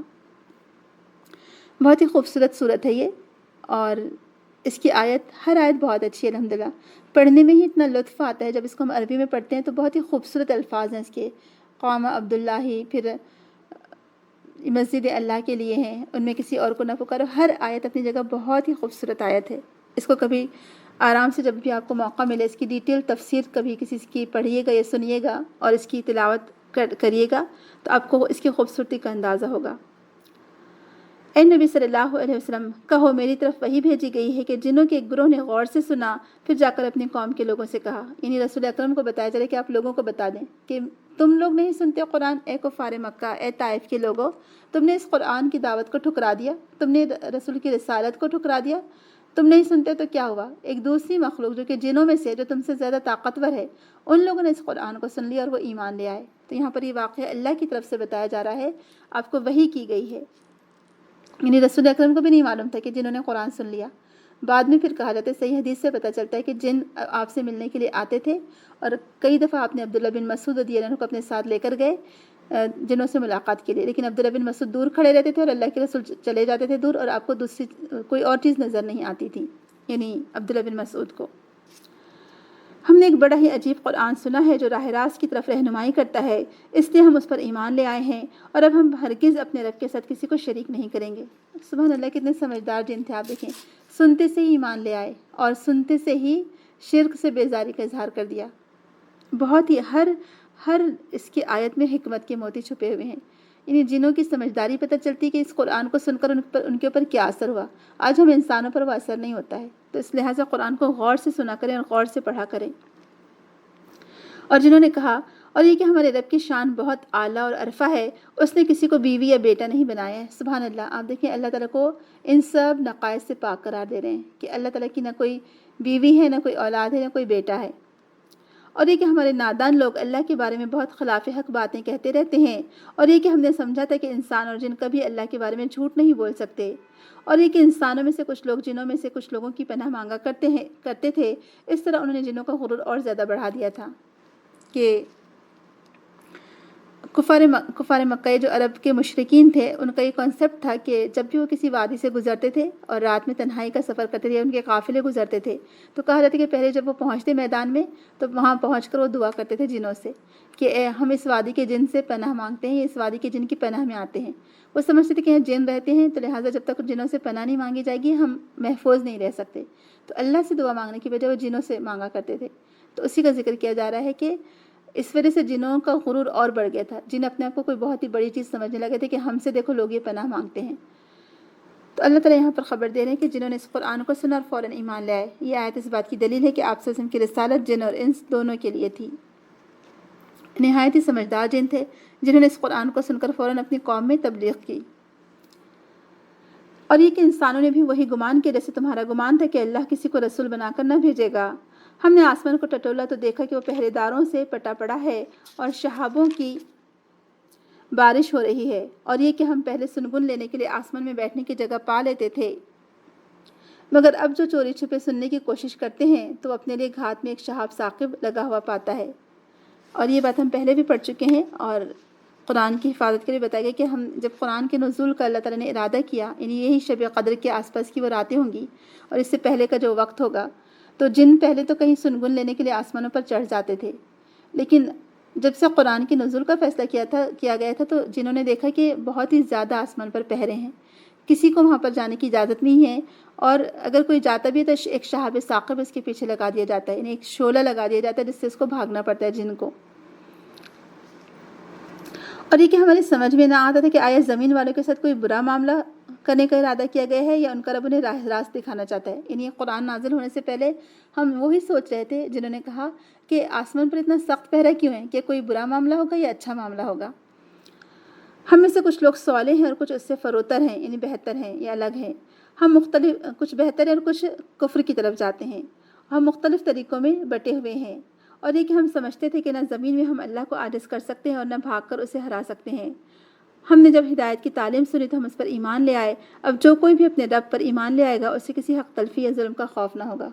کتنی سمجھداری کی باتیں آپ دیکھیں، ہر بات اپنی جگہ اپنی اہمیت کی حامل ہے۔ ہم انسان ان باتوں کو نہیں سمجھتے ہیں، تو یہ جنہوں نے جو بات یہاں کہی وہی ہم سمجھ لیں کم از کم کہ کتنے سمجھدار وہ جن تھے، انہوں نے اللہ تعالیٰ کی آیت کو کیسے لیا، کیسے سمجھا اور کیسے اس کو امپلیمنٹ کیا۔ ہم میں سے کچھ مسلم ہیں جو اللہ تعالیٰ کے اطاعت گزار ہیں اور کچھ حق سے منحرف ہیں، یعنی حق کو چھوڑ دینے والے۔ تو جنہوں نے اسلام و اطاعت کا راستہ اختیار کر لیا انہوں نے نجات کی راہ ڈھونڈ لی، اور جو حق سے محروم ہیں یا منحرف ہیں وہ جہنم کا ایندھن بننے والے ہیں۔ اور اے نبی صلی اللہ علیہ وسلم کہو مجھ پر یہ وحی بھی کی گئی ہے کہ لوگ اگر راہ راست پر ثابت قدمی سے چلتے تو ہم انہیں خوب سیراب کرتے، تاکہ اس نعمت سے ان کی آزمائش کریں، اور جو اپنے رب کے ذکر سے منہ موڑے گا اس کا رب اسے سخت عذاب میں مبتلا کرے گا۔ وَأَنَّ الْمَسَاجِدَ لِلَّهِ فَلَا تَدْعُوا مَعَ اللَّهِ أَحَدًا، اور یہ کہ مسجدیں تو اللہ کے لیے ہیں، لہٰذا ان میں اللہ کے ساتھ کسی اور کو نہ پکارو۔ اور یہ کہ جب اللہ کا بندہ اس کو پکارنے کے لیے کھڑا ہوا تو لوگ اس پر ٹوٹ پڑنے کے لیے تیار ہو گئے، یعنی اللہ کے رسول نے جیسے ہی قرآن کی دعوت دی لوگ آپ کے دشمن بن گئے۔ آپ نے دیکھا ہوگا کہ ابھی تک جن کو صادق اور امین کہا جاتا تھا، جن سے فیصلے کروائے جاتے تھے، اب قرآن کو لے کر جب انہوں نے دعوت پیش کی تو اب سب کے سب ان کے دشمن بن گئے۔ تو اس سے یہاں سے یہ بھی پتہ چلتا ہے کہ مسجدیں اللہ کے لیے ہیں، وہاں پر کوئی اور کام نہیں کرنا چاہیے، دنیاوی کام نہیں ہونے چاہیے مسجدوں میں، صرف تعلیم و تدریس اور نماز باجماعت۔ تو یہ صورت سے دراصل جنات کا ثبوت ثابت ہوتا ہے، کہ جنات کا وجود ثابت ہوتا ہے کہ جنات موجود ہیں۔ تو جو لوگ جنات کا انکار کرتے ہیں وہ بھی ایکچولی وہ بہت ساری اللہ تعالیٰ کی پھر آیت کا سمجھے انکار کر رہے ہیں۔ اور یہ کہ جب اللہ کا بندہ اس کو پکارنے کے لیے کھڑا ہوا تو لوگ اس پر ٹوٹ پڑنے کے لیے تیار ہو گئے۔ اے نبی کہو کہ میں تو اپنے رب کو پکارتا ہوں اور اس کے ساتھ کسی کو شریک نہیں کرتا۔ کہو میں تم لوگوں کے لیے نہ کسی نقصان کا اختیار رکھتا ہوں نہ کسی بھلائی کا۔ کہو مجھے اللہ کی گرفت سے کوئی نہیں بچا سکتا اور نہ میں اس کے دامن کے سوا کوئی اور جائے پناہ پا سکتا ہوں۔ میرا کام اس کے سوا کچھ نہیں ہے کہ اللہ کی آیت، اللہ کی بات اور اس کے پیغامات پہنچا دوں۔ اب جو بھی اللہ اور اس کے رسول کی بات نہ مانے گا اس کے لیے جہنم کی آگ ہے اور ایسے لوگ اس میں ہمیشہ رہیں گے۔ یہ لوگ اپنی اس روش سے باز نہ آئیں گے یہاں تک کہ جب اس چیز کو دیکھ لیں گے جس کا ان سے وعدہ کیا جا رہا ہے تو انہیں معلوم ہو جائے گا کہ کس کے مددگار کمزور تھے اور کس کا جتھا تعداد میں کم ہے۔ کہو میں نہیں جانتا کہ جس چیز کا تم سے وعدہ کیا جا رہا ہے وہ قریب ہے یا میرا رب اس کے لیے کوئی لمبی مدت مقرر فرماتا ہے۔ وہ عالم الغیب ہے، اپنے غیب پر کسی کو مطلع نہیں کرتا، یعنی غیب کی خبریں اللہ تعالیٰ کسی کو نہیں دیتا الا یہ کہ جتنا اللہ تعالیٰ دینا چاہے، سوائے اس رسول کے جسے اس نے غیب کا کوئی علم دینے کے لیے پسند کر لیا ہو، تو اس کے آگے اور پیچھے وہ محافظ لگا دیتا ہے تاکہ وہ جان لے کہ انہوں نے اپنے رب کے پیغامات پہنچا دیے اور وہ ان کے پورے ماحول کا احاطہ کیے ہوئے ہے اور ایک ایک چیز کو اس نے گن رکھا ہے۔ تو اس صورت سے دراصل بہت ساری باتیں ہم کو سیکھنے کو ملتی ہیں کہ ایک تو جنوں میں کیسا جذبہ موجود تھا کہ انہوں نے فوراً قرآن کو سنا، خود ہدایت قبول کی اور اپنی قوم کے خیر خواہ بن کر اپنی قوم کی طرف واپس پلٹے۔ جو ہم نے اس دن بات کی تھی نا کہ دیکھا ہے جو کچھ میں نے اوروں کو بھی دکھلا دے، کہ جو خیر انہوں نے حاصل کی تھی وہ دوسروں کو بھی بتانے کے لیے چل پڑے۔ پھر یہ کہ مسجدیں صرف اللہ کی عبادت کے لیے ہوتی ہیں، وہاں کوئی اور کام نہیں کرنا چاہیے۔ اس صورت سے جنات کا وجود ثابت ہوتا ہے، آپ سب کی رسالت جنوں کے لیے تھی یہ ثابت ہوتا ہے۔ جنات کی ذہانت اور ان کی معرفت حق کا ثبوت ملتا ہے کہ وہ بھی کیسے ذہین لوگ تھے اور ان کو کیسے حق کی معرفت حاصل ہوئی، یعنی فوراً انہوں نے حق کو پہچان لیا، ان کے دل میں کوئی نہ کوئی خیر کا جذبہ ہوگا۔ پھر قرآن کی حقانیت کا پتہ چلتا ہے کہ قرآن کے نزول کے وقت آسمانوں کی کس طرح حفاظت کی گئی، اس کا علم ہمیں ہوتا ہے۔ جنات کی خواہش کی وہ آپ سے قرآن سننا چاہتے تھے، یہ بھی پتہ چلتی ہے۔ اور یہ صورت توحید کا حکم اور شرک کی ممانعت پر مبنی ہے، یعنی اس میں توحید کا حکم دیا گیا ہے اور شرک سے منع کیا گیا ہے۔ اس صورت سے یہ بات بھی معلوم ہوتی ہے کہ علم غیب صرف اللہ کے پاس ہے، سوائے اس کے جو اللہ تعالیٰ جس کو چاہے جتنا علم دے۔ سورہ مزمل۔ بسم اللہ الرحمن الرحیم۔ یا ایہا المزمل قم اللیل الا قلیلا نصفہ او انقص منہ قلیلا او زد علیہ ورتل القرآن ترتیلا انا سنلقی علیک قولا ثقیلا۔ بہت خوبصورت صورت ہے یہ بھی۔ رسول اکرم سے اللہ تعالیٰ یہاں مخاطب ہے اور بہت ہی خوبصورت انداز ہے اپنے بندے سے مخاطب ہونے کا۔ تو اپنے رسول سے نہایت ہی محبت بھرے انداز میں اپنا اللہ تعالیٰ مخاطب ہے کہ اے اوڑھ لپیٹ کر سونے والے، اے اوڑھ لپیٹ کر سونے والے، رات کو نماز میں کھڑے رہا کرو مگر کم، آدھی رات یا اس سے کچھ کم کر لو یا اس سے کچھ زیادہ بڑھا دو، اور قرآن کو خوب ٹھہر ٹھہر کر پڑھو، ہم تم پر ایک بھاری کلام نازل کرنے والے ہیں۔ در حقیقت رات کا اٹھنا نفس پر قابو پانے کے لیے بہت کارگر اور قرآن ٹھیک پڑھنے کے لیے زیادہ موزوں ہے۔ آپ کو معلوم ہی ہوگا، بہت ہی مشہور واقعہ ہے، ہم میں سے مجھے لگتا ہے ہر مسلمان جانتا ہوگا کہ جس وقت رسول اکرم پر پہلی وحی کا نزول ہوا، آپ غار حرا میں تھے اور سورہ الق کی ابتدائی 5 آیت آپ کو پڑھ کر سنائی گئیں۔ جبریل امین آپ کے پاس آئے تھے، انہوں نے آپ کو بھیجا اور کہا کہ اقرا پڑھو۔ آپ نے فرمایا کہ میں پڑھا لکھا نہیں ہوں، یہاں تک کہ رسول اکرم کو جبریل امین نے وہ قرآن پڑھا دیا۔ جب آپ گھبراہٹ میں دوڑے دوڑے گھر گئے اور آپ کو احساس تھا کہ یہ کوئی عجیب معاملہ ہوا ہے اور آپ پر گھبراہٹ تلتی، ظاہر سی بات ہے کہ انسان کو گھبراہٹ تو ہوگی ہی، یہ نیچرل ہے۔ تب آپ نے گھر جا کر کہا تھا کہ خدیجہ رضی اللہ عنہا سے زملونی زملونی، مجھے چادر اڑا دو، مجھے چادر اڑا دو، مجھے اپنی جان کا خوف ہے۔ اور تبھی وہ خدیجہ رضی اللہ عنہ کے مشہور تاریخی جملے موجود ہیں کہ اللہ تعالیٰ آپ کو ہرگز ضائع نہ کرے گا۔ تو اس وقت جب آپ اس طرح سے اوڑھ لپیٹ کر یعنی لیٹ گئے تھے، تب اللہ تعالیٰ نے اسی خوبصورت انداز میں مخاطب کیا کہ اے اوڑھ لپیٹ کر سونے والے، اٹھ جائیے اور اپنے رب کے لیے خبردار کریے یا اپنے رب کا پیغام لوگوں تک پہنچا دیجیے۔ یعنی اب تو آپ کے لیے ٹھہرنے کا کیا مقام، اب آپ کے لیے سونے کا کیا مقام، اب تو بہت بڑا مشن ہے جس کا آپ کو انجام دینا ہے۔ یہ بہت بڑی دعوت ہے، اور اس وقت سمجھے بھیڑوں کے چھتے میں ہاتھ ڈالنا تھا کہ پورا نظام آس پاس کا مشرکانہ ماحول، ہر طرف بت پرستی، ہر طرف جاہلیت، ہر طرف شراب عام ہے، ہر طرف بے حیائی اور فحاشی عام ہے۔ ایسے ماحول میں اٹھ کر کھڑے ہو کر اتنے اچھے اخلاق کی تعلیم دینا، ایک رب کو ماننے کی تعلیم دینا، یہ معمولی بات نہیں ہے، یہ بہت بڑی بات ہے۔ تو اس لیے کہا گیا کہ اب اٹھ جائیے اور کچھ اور کام کرنا ہے، اور اس کے لیے اللہ تعالیٰ نے خاص طور سے فرمایا کہ راتوں کا قیام، تو راتوں کو قیام کرنے کا ذکر ہے۔ راتوں کے قیام میں قرآن پڑھنے کا خاص طور سے ذکر ہے۔ اس سے پتہ چلتا ہے کہ جب ہم قیام اللیل ادا کریں گے، یعنی تہجد پڑھیں گے، تو اس میں زیادہ سے زیادہ قرآن پڑھا جائے گا، یعنی لمبی قرات مطلوب ہے۔ اور خود رسول اکرم سے ثابت ہے کہ آپ بہت لمبی لمبی قرات کیا کرتے تھے۔ عائشہ رضی اللہ عنہ فرماتی کہ رسول اکرم کی جو تہجد ہوا کرتی تھی، اس کی خوبصورتی کا کیا کہنا، اس کے طول و حسن کا کیا کہنا۔ آپ کے سجدے بھی بہت لمبے ہوتے تھے، رکوع بہت لمبا ہوتا تھا، تلاوت قرآن نماز میں بہت لمبی ہوتی تھی، سبحان اللہ آپ کی۔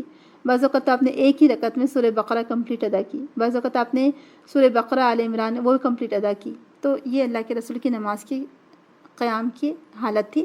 تو اسی لیے کیونکہ تہجد ایک ایسی چیز ہے، یعنی ایک ایسی عبادت ہے جو آپ کو دن میں اللہ کے کاموں کے لیے سپورٹ کرتی ہے۔ تو دعوت دین کے لیے تہجد انتہائی ضروری ہے۔ جیسے ٹونک طاقت پہنچاتی ہے، اسی طرح تہجد دن کے کاموں کے لیے مددگار ثابت ہوتی ہے۔ تو یہاں پر ہم میں سے ہر ایک کو چاہیے کہ ہم بھی تہجد کی پابندی کریں، کیونکہ یہاں اللہ تعالیٰ اپنے نبی کو، اپنے خاص رسول کو یہ تاکید فرما رہا ہے، تو ظاہر سی بات ہے ہم کو کتنی ضرورت نہیں ہوگی اس کی۔ تو ہم بھی تہجد کو اپنے لیے لازم کر لیں، اس کی پابندی کریں۔ اس کے ایک نہیں کئی فائدے ہیں تہجد کے۔ اور قول ثقیل نازل کرنے والے سے مراد یہاں پر قرآن کریم ہے، اس کی عظمت اور اس کے عظیم اوصاف کا ذکر ہے کہ قرآن اتنا عظیم وصف والا یہ قرآن ہے، یہ کتاب ہے کہ آپ اس کا بوجھ اٹھا ہی نہیں سکتے جب تک کہ آپ اللہ تعالیٰ سے مدد نہ مانگیں، آپ تہجد نہ پڑھیں۔ تو یہ قول ثقیل نازل کرنے والے ہیں، اور یہ قول ثقیل سے مراد یہ نہیں تھا کہ یہ بہت بھاری تھا، ویٹ میں بھاری تھا، بلکہ اس کی عظمت، اس کی اہمیت، اس کی طرف لوگوں کو بلانا یہ معمولی کام نہیں ہے، وہ بہت مشکل کام ہے، لہٰذا اس کے لیے آپ کو رات میں اٹھنا، اللہ تعالیٰ سے مدد طلب کرنا بہت زیادہ ضروری ہے۔ تو تہجد، رات میں تہجد دن میں دراصل دعوت دین کے کاموں میں بہت زیادہ مددگار ثابت ہوتی ہے۔ تو قرآن کو ٹھہر ٹھہر کر پڑھنے سے تفکر اور تدبر حاصل ہوتا ہے، اس سے دلوں میں تحریک پیدا ہوتی ہے۔ یہاں پر اللہ کے رسول کو کہا گیا کہ آپ اپنی زبان کو حرکت نہ دیجیے بار بار جلدی جلدی، بلکہ ٹھہر ٹھہر کر پڑھیے۔ تو اس قرآن کو ورتل القرآن ترتیلا، آپ اس قرآن کو ٹھہر ٹھہر کر پڑھیے۔ اور ترتیل سے مراد کیا ہے؟ تجوید، اس کو پورے اس کے حسن کے ساتھ پڑھنا، مد کو مد کا وہ جو وقفہ ہے وہ دینا، نون غنہ ہے تو اس کو اتنا وقت دینا۔ اب دیکھیں ہمارے پر قرآن پڑھنے پر زیادہ توجہ ہی نہیں دی جاتی ہے، بہت یعنی سب سے لاپرواہی جو برتی جاتی ہے قرآن پڑھانے کے معاملے میں۔ جو قرآن پڑھانے والے ہوتے ہیں وہ بھی کوئی پروفیشنل نہیں ہوتے، وہ صرف یعنی ایسی وہ تجوید سیکھے ہوئے نہیں ہوتے کہ جس کی وجہ سے وہ پڑھا سکیں، پھر بھی وہ پڑھا رہے ہوتے ہیں۔ تو ہم کو اپنے بچوں کے لیے، خود کے لیے ایسے قرآن کے ٹیچر دیکھنا چاہیے جو بہترین قرآن پڑھانے والے ہوں، خوش الحانی کے ساتھ قرآن پڑھانے والے ہوں، اس کے پورے تقاضوں کے ساتھ قرآن پڑھانے والے ہوں۔ تو جب ہم قرآن میں غور و فکر کرتے ہیں، ٹھہر ٹھہر کر قرآن پڑھتے ہیں، نمازوں میں قرآن پڑھتے ہیں، تو اس کی آیت پر عمل کرنے کا شوق ہمارے اندر پیدا ہوتا ہے۔ پیچھے ہم نے کیا پڑھا؟ اس سے تفکر اور تدبر حاصل ہوتا ہے، دلوں میں تحریک پیدا ہوتی ہے، اس کی آیت پر عمل کرنے کا شوق پیدا ہوتا ہے۔ دن کے اوقات میں تو تمہارے لیے بہت مصروفیات ہیں، اپنے رب کا نام یاد کرو یا ذکر کرو، اور سب سے کٹ کر اسی کے ہو رہو۔ وہ مشرق اور مغرب کا مالک ہے، اس کے سوا کوئی رب نہیں ہے، لہٰذا اسی کو اپنا وکیل بنا لو، اور جو باتیں یہ لوگ بنا رہے ہیں اس پر صبر کرو اور شرافت کے ساتھ ان سے الگ ہو جاؤ۔ یعنی اے نبی صلی اللہ علیہ وسلم، ہم آپ پر ایک بہت بھاری بوجھ ڈالنے والے ہیں، یعنی اس قرآن کی دعوت کا کام، اس کے لیے ضروری ہے کہ آپ رات میں اٹھ کر اللہ تعالیٰ کے آگے جھکے رہیں اور اس سے مدد مانگے۔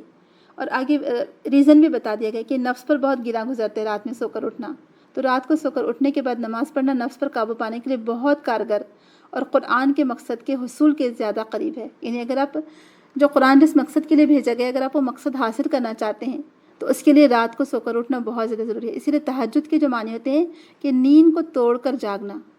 حالانکہ تہجد آپ اگر پڑھتے ہیں تو بغیر سوئے بھی اگر آپ رات میں جاگ رہے ہیں تو آپ کی تہجد ہو جائے گی، لیکن زیادہ اثر کب ہوگا، زیادہ نفس کو کنٹرول کب آئے گا؟ جب آپ نیند کو توڑ کر اٹھتے ہیں، ظاہر سی بات ہے نیند چھوڑ کر اٹھنا بہت مشکل کام ہے۔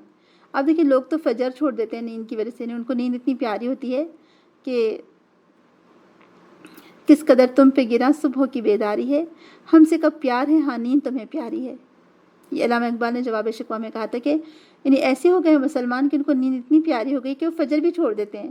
تو جو لوگ فرض نماز چھوڑ دیتے ہیں بھلا وہ تہجد کے لیے کہاں اٹھیں گے؟ تو یہ ایکچولی وہی لوگ کر سکتے ہیں جن کو اپنے نفس پر بہت کنٹرول ہو، اور یہ محبت ہی یہ کام کروا سکتی ہے۔ محبت ہی میں انسان یعنی محبت میں اللہ اپنے رب کی محبت کی یاد ہی میں جاگ سکتا ہے، اپنی نیند کی قربانی دے سکتا ہے۔ تو قرآن کے مقصد کے حصول کے لیے رات کا اٹھنا بہت کارگر ہے اور بہت فائدہ مند ہے۔ اور رات کا وقت دراصل انتہائی سکون کا وقت ہوتا ہے، مشغولیت کم ہوتی ہے، پڑھنے سے فہم حاصل ہوتا ہے، غور و فکر اور تدبر کی صلاحیت پیدا ہوتی ہے ہمارے اندر۔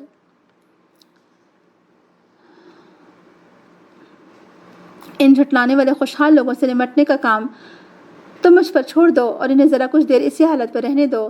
ہمارے پاس ان کے لیے بھاری بیڑیاں ہیں اور بھڑکتی ہوئی آگ اور حلق میں پھنسنے والا کھانا اور دردناک عذاب۔ یہ اس دن ہوگا جب زمین اور پہاڑ لرز اٹھیں گے اور پہاڑوں کا حال ایسا ہو جائے گا جیسے ریت کے ڈھیر ہیں جو بکھرے جا رہے ہیں۔ تم لوگوں کے پاس ہم نے اسی طرح ایک رسول تم پر گواہ بنا کر بھیجا ہے جس طرح ہم نے فرعون کی طرف ایک رسول بھیجا تھا۔ پھر دیکھ لو جب فرعون نے اس رسول کی بات نہ مانی تو ہم نے اس کو بڑی سختی کے ساتھ پکڑ لیا۔ اگر تم ماننے سے انکار کرو گے تو اس دن کیسے بچ جاؤ گے؟ جو بچوں کو بوڑھا کر دے گا اور جس کی سختی سے آسمان پھٹا جا رہا ہوگا۔ اللہ کا وعدہ تو پورا ہو کر رہنا ہے۔ بہت ہی آیت ہی ہمیں ڈرا دیتی کہ وہ دن کیسا ہوگا کہ یوم یجعل الولدان شیبا، وہ دن بچوں کو بوڑھا کر دے گا، اور یا تو انتظار کی خوف میں وہ لوگ بچپن سے بوڑھے ہو جائیں گے، اتنا وقت گزر جائے گا، یا پھر قیامت کی ہولناکی اور ہیبت کی وجہ سے ان کے چہرے پر جھریاں پڑ جائے گی کہ بوڑھوں کی جیسے وہ ہو جائیں گے۔ یہ دن ایسا ہوگا جو بچوں کو بوڑھا کر دے گا، یعنی اس دن کی ہیبت ناکی اتنی زیادہ ہوگی کہ بچوں کے چہروں پر جھریاں آ جائے گی، یا اتنا وقت گزر جائے گا کہ وہ بوڑھے ہو جائیں گے۔ اور اس وقت جس کی سختی سے آسمان پھٹا جا رہا ہوگا، اللہ کا وعدہ تو پورا ہو کر ہی رہنا ہے۔ یہ ایک نصیحت ہے، اب جس کا جی چاہے اپنے رب کی طرف جانے کا راستہ اختیار کر لے۔ اے نبی صلی اللہ علیہ وسلم، تمہارا رب جانتا ہے کہ تم کبھی 2/3 رات کے قریب اور کبھی آدھی رات اور کبھی 1/3 رات عبادت میں کھڑے ہوتے ہو، اور تمہارے ساتھیوں میں سے بھی ایک گروہ یہ عمل کرتا ہے۔ صحابہ کی بات بتائی جا رہی کہ صحابہ بھی نیک کام میں کس طرح سے آگے تھے۔ اللہ ہی رات اور دن کے اوقات کا حساب رکھتا ہے، اسے معلوم ہے کہ تم لوگ اوقات کا ٹھیک شمار نہیں کر سکتے، لہٰذا اس نے تم پر مہربانی فرمائی۔ اب جتنا قرآن آسانی سے پڑھ سکتے ہو پڑھ لیا کرو۔ اسے معلوم ہے کہ تم میں کچھ مریض ہوں گے، کچھ دوسرے لوگ اللہ کے فضل کی تلاش میں سفر کرتے ہیں، اور کچھ اور لوگ اللہ کی راہ میں جنگ کرتے ہیں۔ بس جتنا قرآن آسانی سے پڑھا جا سکے پڑھ لیا کرو، نماز قائم کرو، زکوٰۃ دو اور اللہ کو اچھا قرض دیتے رہو۔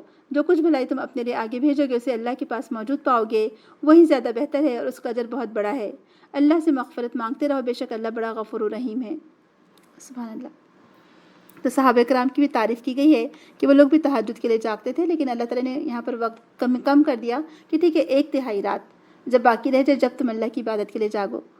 تو انسان جو بھی کچھ عمل کر رہا ہے دراصل وہ آگے بھیجتا جا رہا ہے۔ یہاں پر اللہ تعالیٰ فرمائے کہ وہ آگے بھیجتا جا رہا ہے اور اس کو اللہ تعالیٰ کے پاس وہ موجود پائے گا کہ وَمَا تُقَدِّمُوا لِأَنفُسِكُم مِّن خَيْرٍ تَجِدُوهُ عِندَ اللَّهِ۔ تو ہم جو بھی عمل کریں دراصل وہ آگے جاتے جا رہے ہیں۔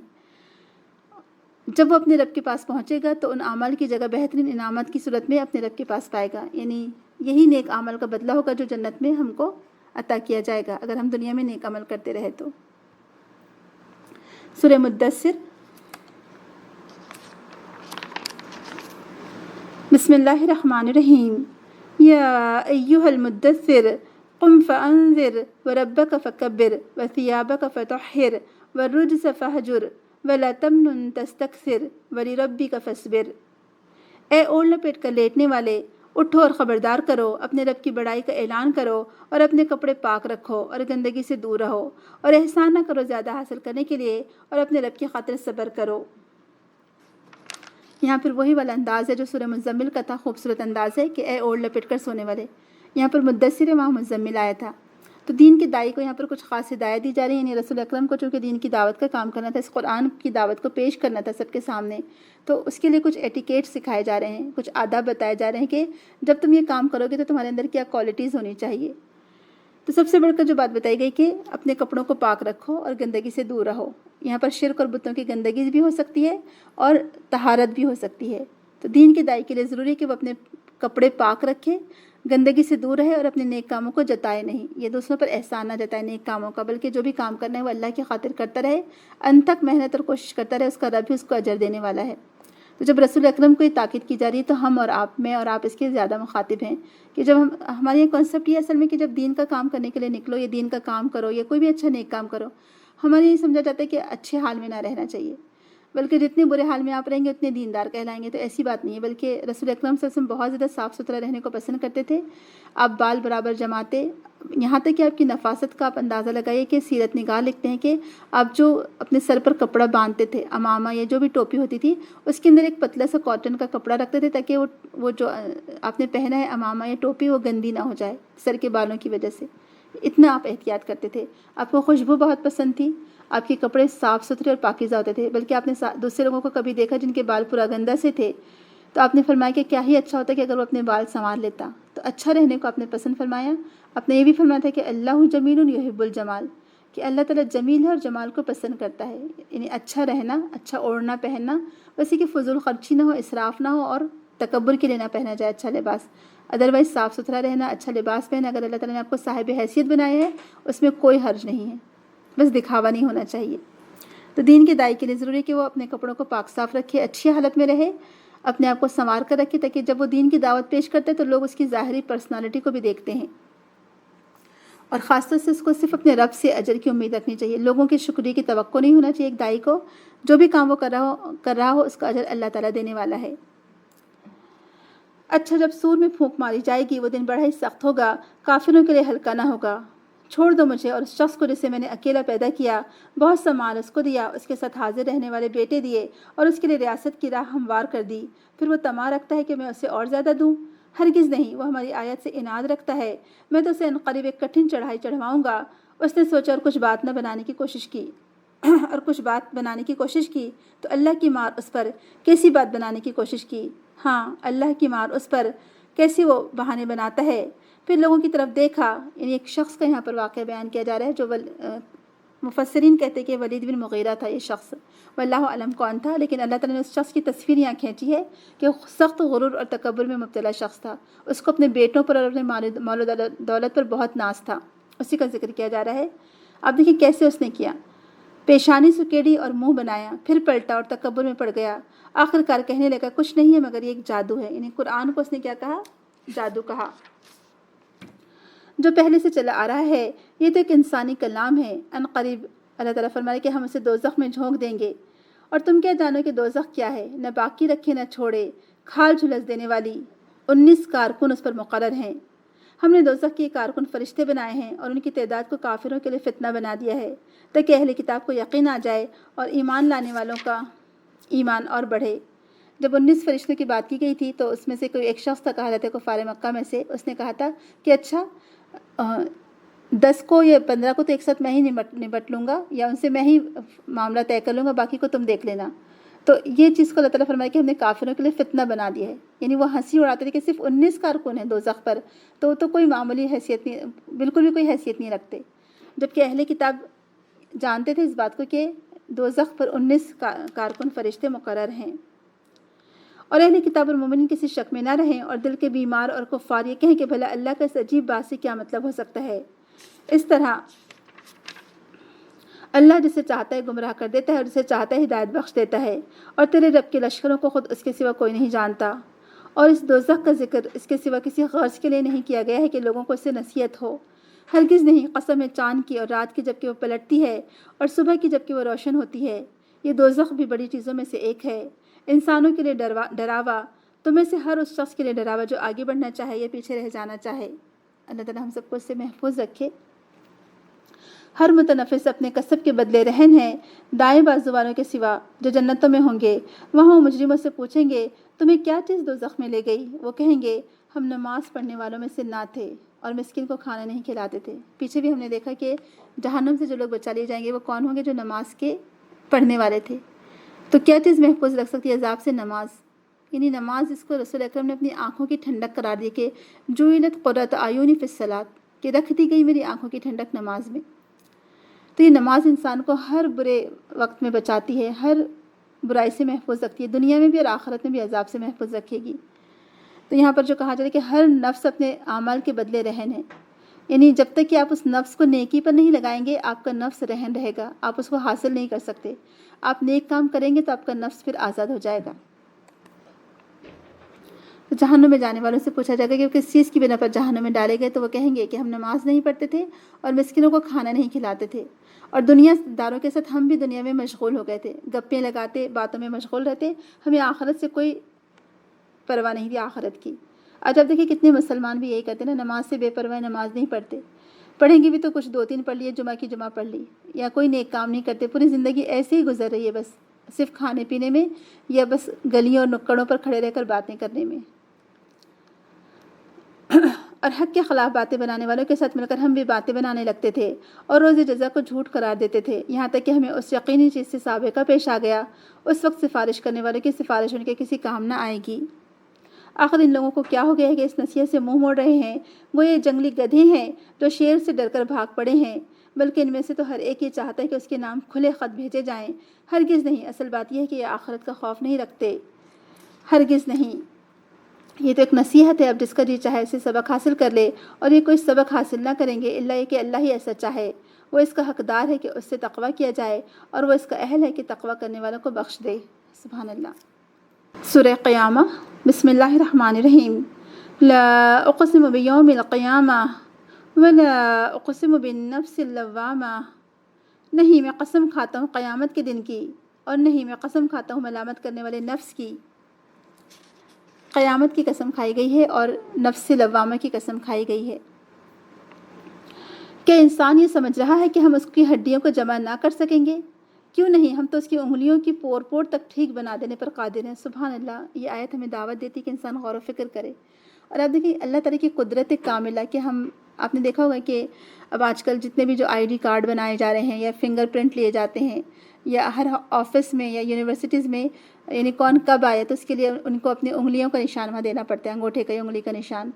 تو اللہ تعالیٰ نے ہر انسان کے انگوٹھے کا نشان الگ بنایا ہے۔ آپ دیکھیں دنیا میں آدم علیہ السلام سے لے کر اب تک کتنے کروڑ انسان آ چکے ہوں گے، لیکن کسی کا انگوٹھے کا نشان ملتا نہیں ہے ایک دوسرے سے۔ اور ایک اور چیز جو ہمیں آج سائنس سے پتہ چلی کہ ایون جو آنکھوں کا ہمارا جو ایک آنکھوں کی جو پتلی ہوتی ہے، شاید کارنیا کہتے ہیں اس کا بھی ہر ایک کا الگ ہے۔ یعنی آج کل اب فنگر کا وہ جو انگوٹھے کا جو اسٹیمپ کرنے کا سسٹم ہے، اس کے بجائے اب آنکھوں سے کیمرے سے آنکھوں کا وہ لیا جا رہا ہے، اس کا پکچر لیا جا رہا ہے کہ ہر ایک کی آنکھوں کی وہ جو ساخت ہے اندر کی پتلی کی، وہ الگ اللہ تعالیٰ نے بنائی ہے۔ یہ اللہ تعالیٰ کی قدرت کاملہ ہے۔ تو اللہ تعالیٰ فرما رہے کہ ہم ہڈیوں کو جمع کرنا تو بہت دور کی بات، وہ تو آسان ہے ہمارے لیے، ہم تو انگلیوں کی پور پور تک کو بنا دیں گے۔ سبحان اللہ۔ اس رب کی قدرت کیسی کامل قدرت ہے۔ تو نفس لوامہ کی خاص طور سے جو قسم کھائی گئی ہے، ملامت کرنے والا نفس، تو یہ نفس دراصل انسان کو، مومن کو خاص طور سے برے افعال سے روکتا ہے۔ جب دنیا میں مومن اس نفس لوامہ کو زندہ رکھتا ہے تو اس کا نفس مطمئنہ بن جاتا ہے۔ 3 قسم کے نفس ہم نے پڑھے تھے، آپ کو یاد ہوگا سورہ یوسف میں۔ تو اگر انسان اپنے نفس کو برائی پر، اس کا نفس اس کو برائی پر اکسا اور اس کی بات مان لے تو وہ اس کو کہیں کا نہیں رکھتا، دنیا میں بھی اس کو برباد کرے گا اور آخرت میں بھی برباد کرے گا۔ لیکن اگر دنیا میں انسان کا ضمیر زندہ ہے، نفس لوامہ زندہ ہے، تو اس کو برے کاموں سے روکے گا تاکہ آخرت میں پھر وہ کامیاب ہو سکے۔ تو انسان اپنے نفس کے بارے میں بہت اچھی طرح آگاہ ہے کہ چاہے وہ کتنی بھی معذرتیں پیش کر لے۔ آگے جو آیت آ رہی ہے کہ ہم تو اس کی پور پور تک ٹھیک بنا دینے پر قادر ہیں، مگر انسان چاہتا ہے کہ آگے بھی بدعملیاں کرتا رہے۔ پوچھتا ہے آخر کب آنا ہے وہ قیامت کا دن، پھر جب دیدے پتھرا جائیں گے اور چاند بے نور ہو جائے گا اور چاند سورج ملا کر ایک کر دیے جائیں گے، اس وقت یہی انسان کہے گا کہاں بھاگ کر جاؤں؟ ہرگز نہیں، وہاں کوئی جائے پناہ نہ ہوگی۔ اس روز تیرے رب ہی کے سامنے جا کر ٹھہرنا ہوگا۔ اس روز انسان کو اس کا سب اگلا پچھلا کیا کرایا بتا دیا جائے گا، بلکہ انسان خود اپنے ہی آپ کو خوب جانتا ہے، چاہے وہ کتنی ہی معذرتیں پیش کرے۔ بل الانسان علی نفسہ بصیرہ ولو القی معاذیرہ، یعنی آج دنیا میں انسان بہانے کرتے ہیں، آخرت میں بھی بہانے کرے گا، لیکن اس کو اندر سے خوب معلوم ہوا کہ میرے یہ بہانے کوئی کام میں نہیں آنے والے۔ اللہ تعالیٰ جانتا ہے کہ میں ہر نیک کام کرنے پر قادر تھا لیکن میں نہیں کر سکا تھا۔ آج لوگ بہانے بناتے ہیں کہ ہم کیا کریں، نماز ہی نہیں ہوتی ہے، ہماری جاب ایسی ہے، ہم پردہ نہیں کر سکتے، ہم یہ نہیں کر سکتے، ہم وہ نیک کام نہیں کر سکتے۔ کچھ لوگ بلا وجہ روزے چھوڑ دیتے ہیں، ذرا سی معمولی سی کچھ بیماری ہوئی روزے چھوڑ دیے۔ آپ روزے رکھ کر تو دیکھیں، ہو سکتا ہے روزے پورے ہو جائے۔ تو یہ جو بہانے آج دنیا میں انسان کرتا ہے، آخرت میں اس کے بہانے کوئی کام نہ آئیں گے۔ اور وہ اچھی طرح جانتا ہوگا کہ میں جو بہانے کر رہا ہوں وہ صرف بہانے ہی بہانے ہیں۔ اے نبی صلی اللہ علیہ وسلم، اس وحی کو جلدی جلدی یاد کرنے کے لیے اپنی زبان کو حرکت نہ دیجیے، اس کو یاد کروا دینا اور پڑھوا دینا ہمارے ذمہ ہے، لہٰذا جب ہم اسے پڑھ رہے ہوں اس وقت تم اس کی قرأت کو غور سے سنتے رہو، پھر اس کا مطلب سمجھا دینا بھی ہمارے ہی ذمہ ہے۔ اس کا مطلب ہے کہ قرآن کی تشریح بھی اللہ تعالیٰ نے اللہ کے رسول کو سمجھائی تھی۔ تو جو لوگ کہتے ہیں کہ حدیث کو نہیں مانیں گے، اس کا مطلب وہ قرآن کی آیت کا انکار کرتے ہیں، کیونکہ اللہ تعالیٰ فرما رہا ہے کہ اس کو وَإِذَا قَرَأْنَاهُ فَاتَّبِعْ قُرْآنَهُ ثُمَّ إِنَّ عَلَيْنَا بَيَانَهُ، اس کو بیان کروا دینا بھی ہمارے ذمہ ہے، اس کی تشریح بھی ہمارے ذمہ ہے۔ ہرگز نہیں، اصل بات یہ ہے کہ تم لوگ جلدی حاصل ہونے والی چیز یعنی دنیا سے محبت رکھتے ہو اور آخرت کو چھوڑ دیتے ہو۔ اس روز کچھ چہرے تر و تازہ ہوں گے، اپنے رب کی طرف دیکھ رہے ہوں گے، اور کچھ چہرے اداس ہوں گے اور سمجھ رہے ہوں گے کہ ان کے ساتھ کمر توڑ برتاؤ ہونے والا ہے۔ ہرگز نہیں، جب جان حلق تک پہنچ جائے گی اور کہا جائے گا کہ ہے کوئی جھاڑ پھونک کرنے والا، اور آدمی سمجھ لے گا کہ دنیا سے جدائی کا وقت ہے اور پنڈلی سے پنڈلی جڑ جائے گی، وہ دن ہوگا تیرے رب کی طرف روانگی کا۔ اللہ تعالیٰ ہم کو موت کی سختیوں سے محفوظ رکھے۔ یہاں پر قرآن کی حفاظت کی بات کی گئی ہے، اور قرآن کو پڑھنے کے بارے میں کہا گیا ہے کہ آپ اس کو پڑھنے میں جلدی نہ کریں، اس کو پڑھوا دینا اور اس کو جمع کروا دینا ہمارے ذمہ ہے، اور قرآن کی حفاظت کا ذمہ اللہ تعالیٰ نے لیا تھا، لہٰذا باطل اس میں نہیں آ سکتا، باطل اس میں کوئی اس کے معنی کو چینج نہیں کر سکتا، کیونکہ اس کی حفاظت اللہ تعالیٰ فرما رہا ہے۔ تو اس آیت کریمہ میں دراصل علم حاصل کرنے کے لیے ادب سکھایا گیا ہے۔ جب تک استاد فارغ نہ ہو جائے، طالب علم کو جلدی نہیں کرنا چاہیے کچھ چیز پوچھنے کی، یعنی ایک کلاس روم کا جو ماحول ہوتا ہے وہ کیسے ہونا چاہیے، یہاں پر ہم کو اس کا بھی ادب سکھایا گیا ہے کہ اللہ تعالیٰ فرما رہے اپنے رسول سے کہ آپ خود نہ پڑھیے، جب ہمارا رسول آپ کو پڑھ کر سناتا ہے یعنی جبریل امین، اس وقت آپ صرف سنتے رہیے خاموشی سے۔ ہاں، جب پڑھنا ختم ہو جائے کچھ پوچھنا تو اس وقت پوچھا جا سکتا ہے۔ اور یہاں پر اللہ تعالیٰ نے فرمایا کہ انسان جلدی ملنے والی چیز کی طرف جلد بھاگتا ہے، عاجلہ یعنی جلدی مل جانے والی دنیا، تو انسان دنیا کی نعمتوں اور لذتوں پر جلد ریچھ جاتا ہے اور اسی کی طرف مائل ہوتا ہے، جبکہ آخرت ہمیشہ رہنے والی اور باقی رہنے والی ہے۔ اور یہاں پر کچھ چہرے اس وقت روشن ہوں گے، تر و تازہ ہوں گے، اپنے رب کی طرف دیکھ رہے ہوں گے۔ سبحان اللہ، یہ اللہ تعالیٰ کے دیدار کی بات کی گئی ہے کہ مومن کو اس دن اللہ تعالیٰ کے دیدار سے سرفراز کیا جائے گا، اس دیدار سے ان کو ایسی لذت اور مسرت حاصل ہوگی جس کی تعبیر ممکن نہیں ہے، ہم اس کو اپنے الفاظ میں بیان نہیں کر سکتے۔ ان کے چہرے بارونق ہوں گے اور ان کی خوبصورتی اور جمال میں اضافہ ہوتا چلا جائے گا اللہ تعالیٰ کو دیکھنے کی وجہ سے، اور وہ اپنے رب کو اسی طرح دیکھیں گے۔ اللہ کے رسول نے فرمایا تھا صحابہ سے، جیسے تم چاند کو دیکھ رہے ہو ایسے تم اللہ تعالیٰ کو دیکھو گے۔ تو جو بھی اللہ تعالیٰ سے ملاقات کا شوق رکھتا ہے، اللہ تعالیٰ بھی اس سے ملاقات کا شوق رکھتا ہے۔ سوچیں آخری دفعہ ہم نے کب دعا کی تھی، کیا سوچا تھا کہ ہماری اللہ سے ملاقات ہو؟ جو اللہ سے محبت رکھتا ہے وہ اللہ تعالیٰ سے ضرور ملنا چاہے گا۔ تو اللہ کے رسول نے فرمایا کہ انقریب تم اپنے رب کو بلا زحمت دیکھو گے، جس طرح چاند کو دیکھتے ہو، اور چاند کو دیکھنے میں تمہیں کوئی مشکل پیش نہیں آتی۔ اور یہ دعا ہے جو اللہ کے رسول نے ہم کو سکھائی تھی، جس کے بارے میں عمار بن یاسر نے کہا تھا کہ اس سے مجھے امید ہے کہ مجھے یہ پڑھنے کے بعد مجھے کوئی اور چیز پڑھنے کی ضرورت نہیں رہے گی۔ اور یہ دعا رسول اکرم سلام پھیرنے سے پہلے بھی پڑھا کرتے تھے، اور آپ چاہیں تو ویسے بھی پڑھ سکتے ہیں۔ حسن المسلم میں یہ دعا موجود ہے، ابھی ہمارے پاس ٹائم نہیں ہے ورنہ اس کو پڑھ کر سنایا جاتا آپ کو۔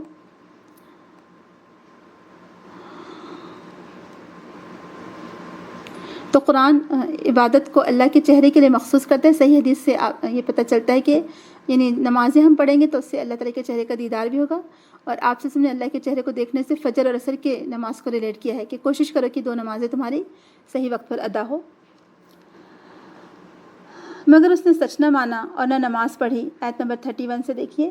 مگر اس نے سچ نہ مانا اور نماز نہ پڑھی بلکہ جھٹلایا اور پلٹ گیا، پھر اکڑتا ہوا اپنے گھر والوں کی طرف چل دیا۔ یہ روش تیرے ہی لیے سزاوار ہے اور تجھے کو زیب دیتی ہے۔ ہاں، یہ روش تیرے ہی لیے سزاوار ہے اور تجھے کو زیب دیتی ہے۔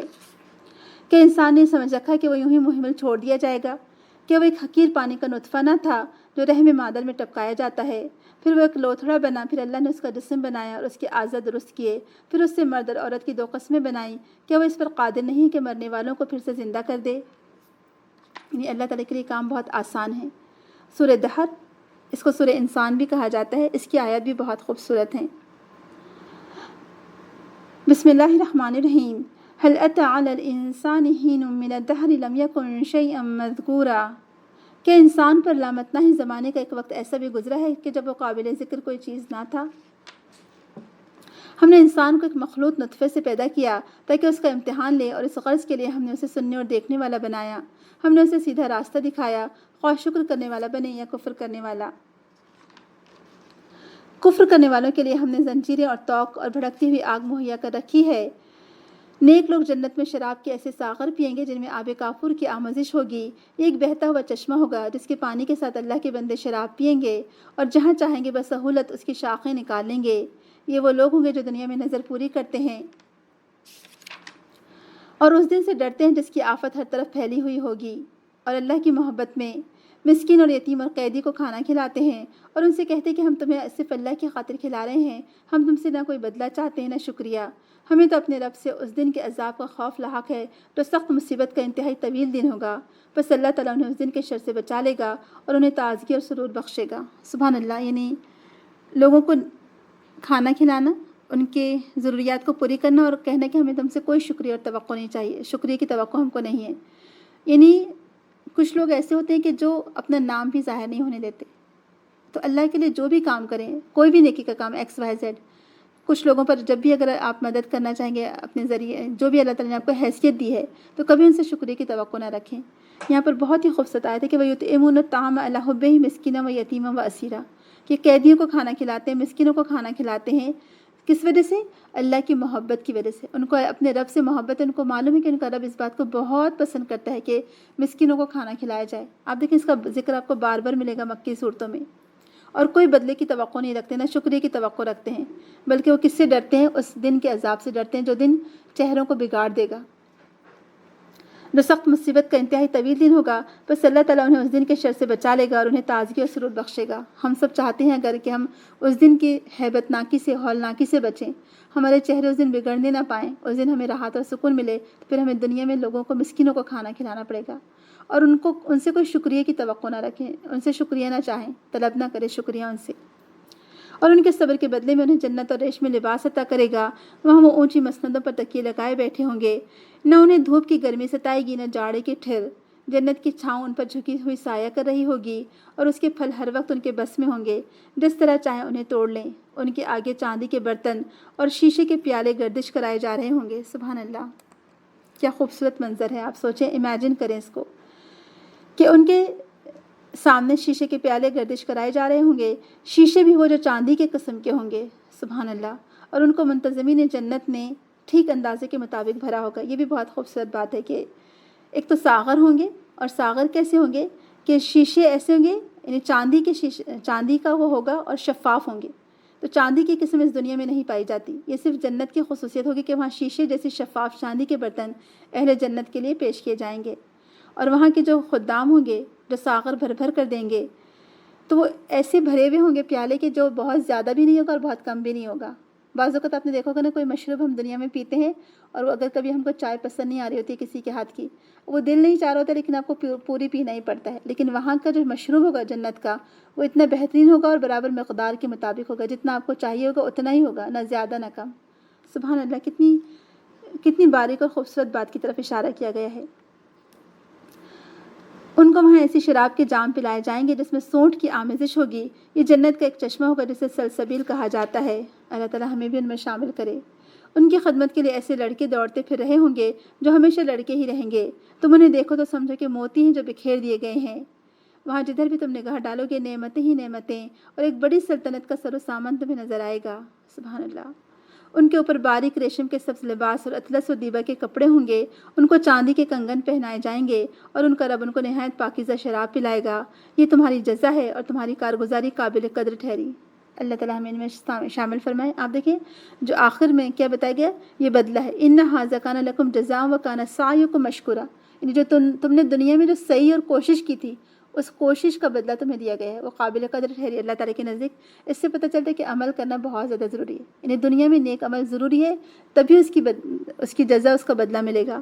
کتنا خوبصورت سما یہاں پر ہم کو نظر آتا ہے۔ آپ دیکھیں جنت کا، یعنی امیجن کریں کہ کیسی وہ خوبصورت ہوگی جنت۔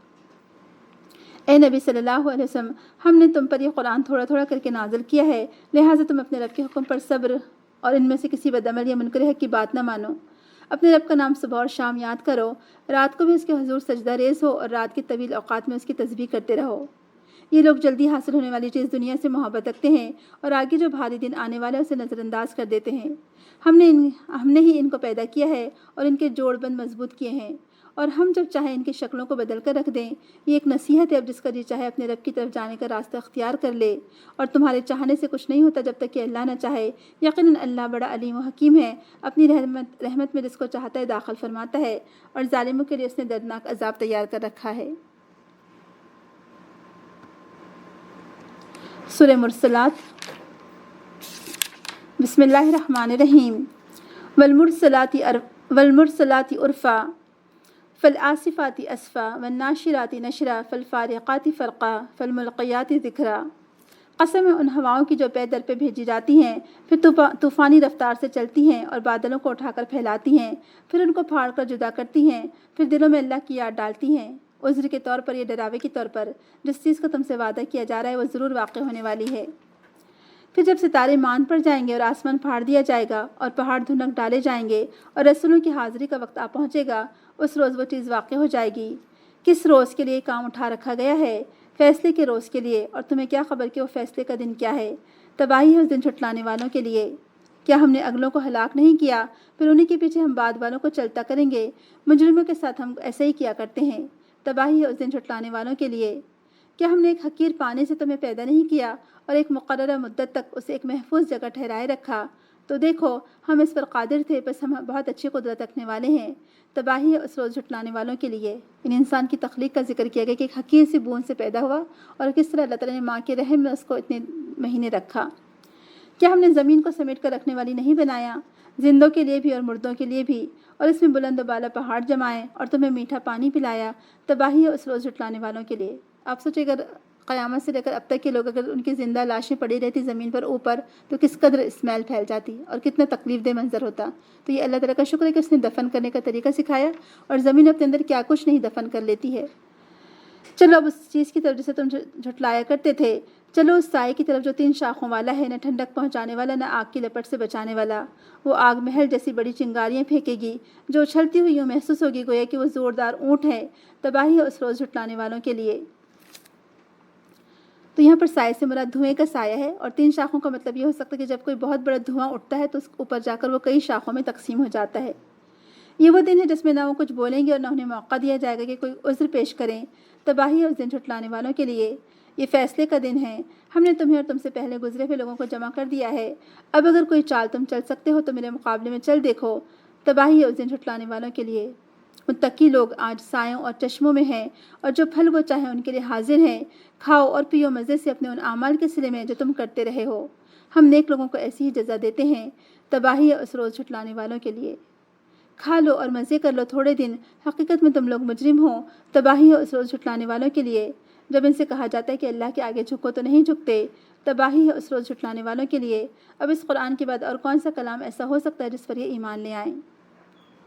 آپ دیکھیں کہ جو بھی یعنی جب کافروں کا انجام بتایا جا رہا ہے، پیچھے بھی ہم نے پڑھا تھا سورہ انعام میں اور سورہ جو 14 پارہ ہے اس میں بھی، تو سب میں ہم کو یہی پتہ چلتا ہے کہ جب کافروں کو کہا جائے گا کہ ابھی تو دنیا میں تم کھاؤ پیو اور مزے کر لو، اس سے پتہ چلتا ہے کہ جو کافر لوگ ہیں ان کو زندگی کا مقصد صرف کھانا پینا نظر آتا ہے، دنیا میں رہنا، انجوائے کرنا، پکنک پارٹیز، اور صرف کھانے پینے کی حد تک سوچنا، اس کے آگے کوئی بات نہیں سوچتے۔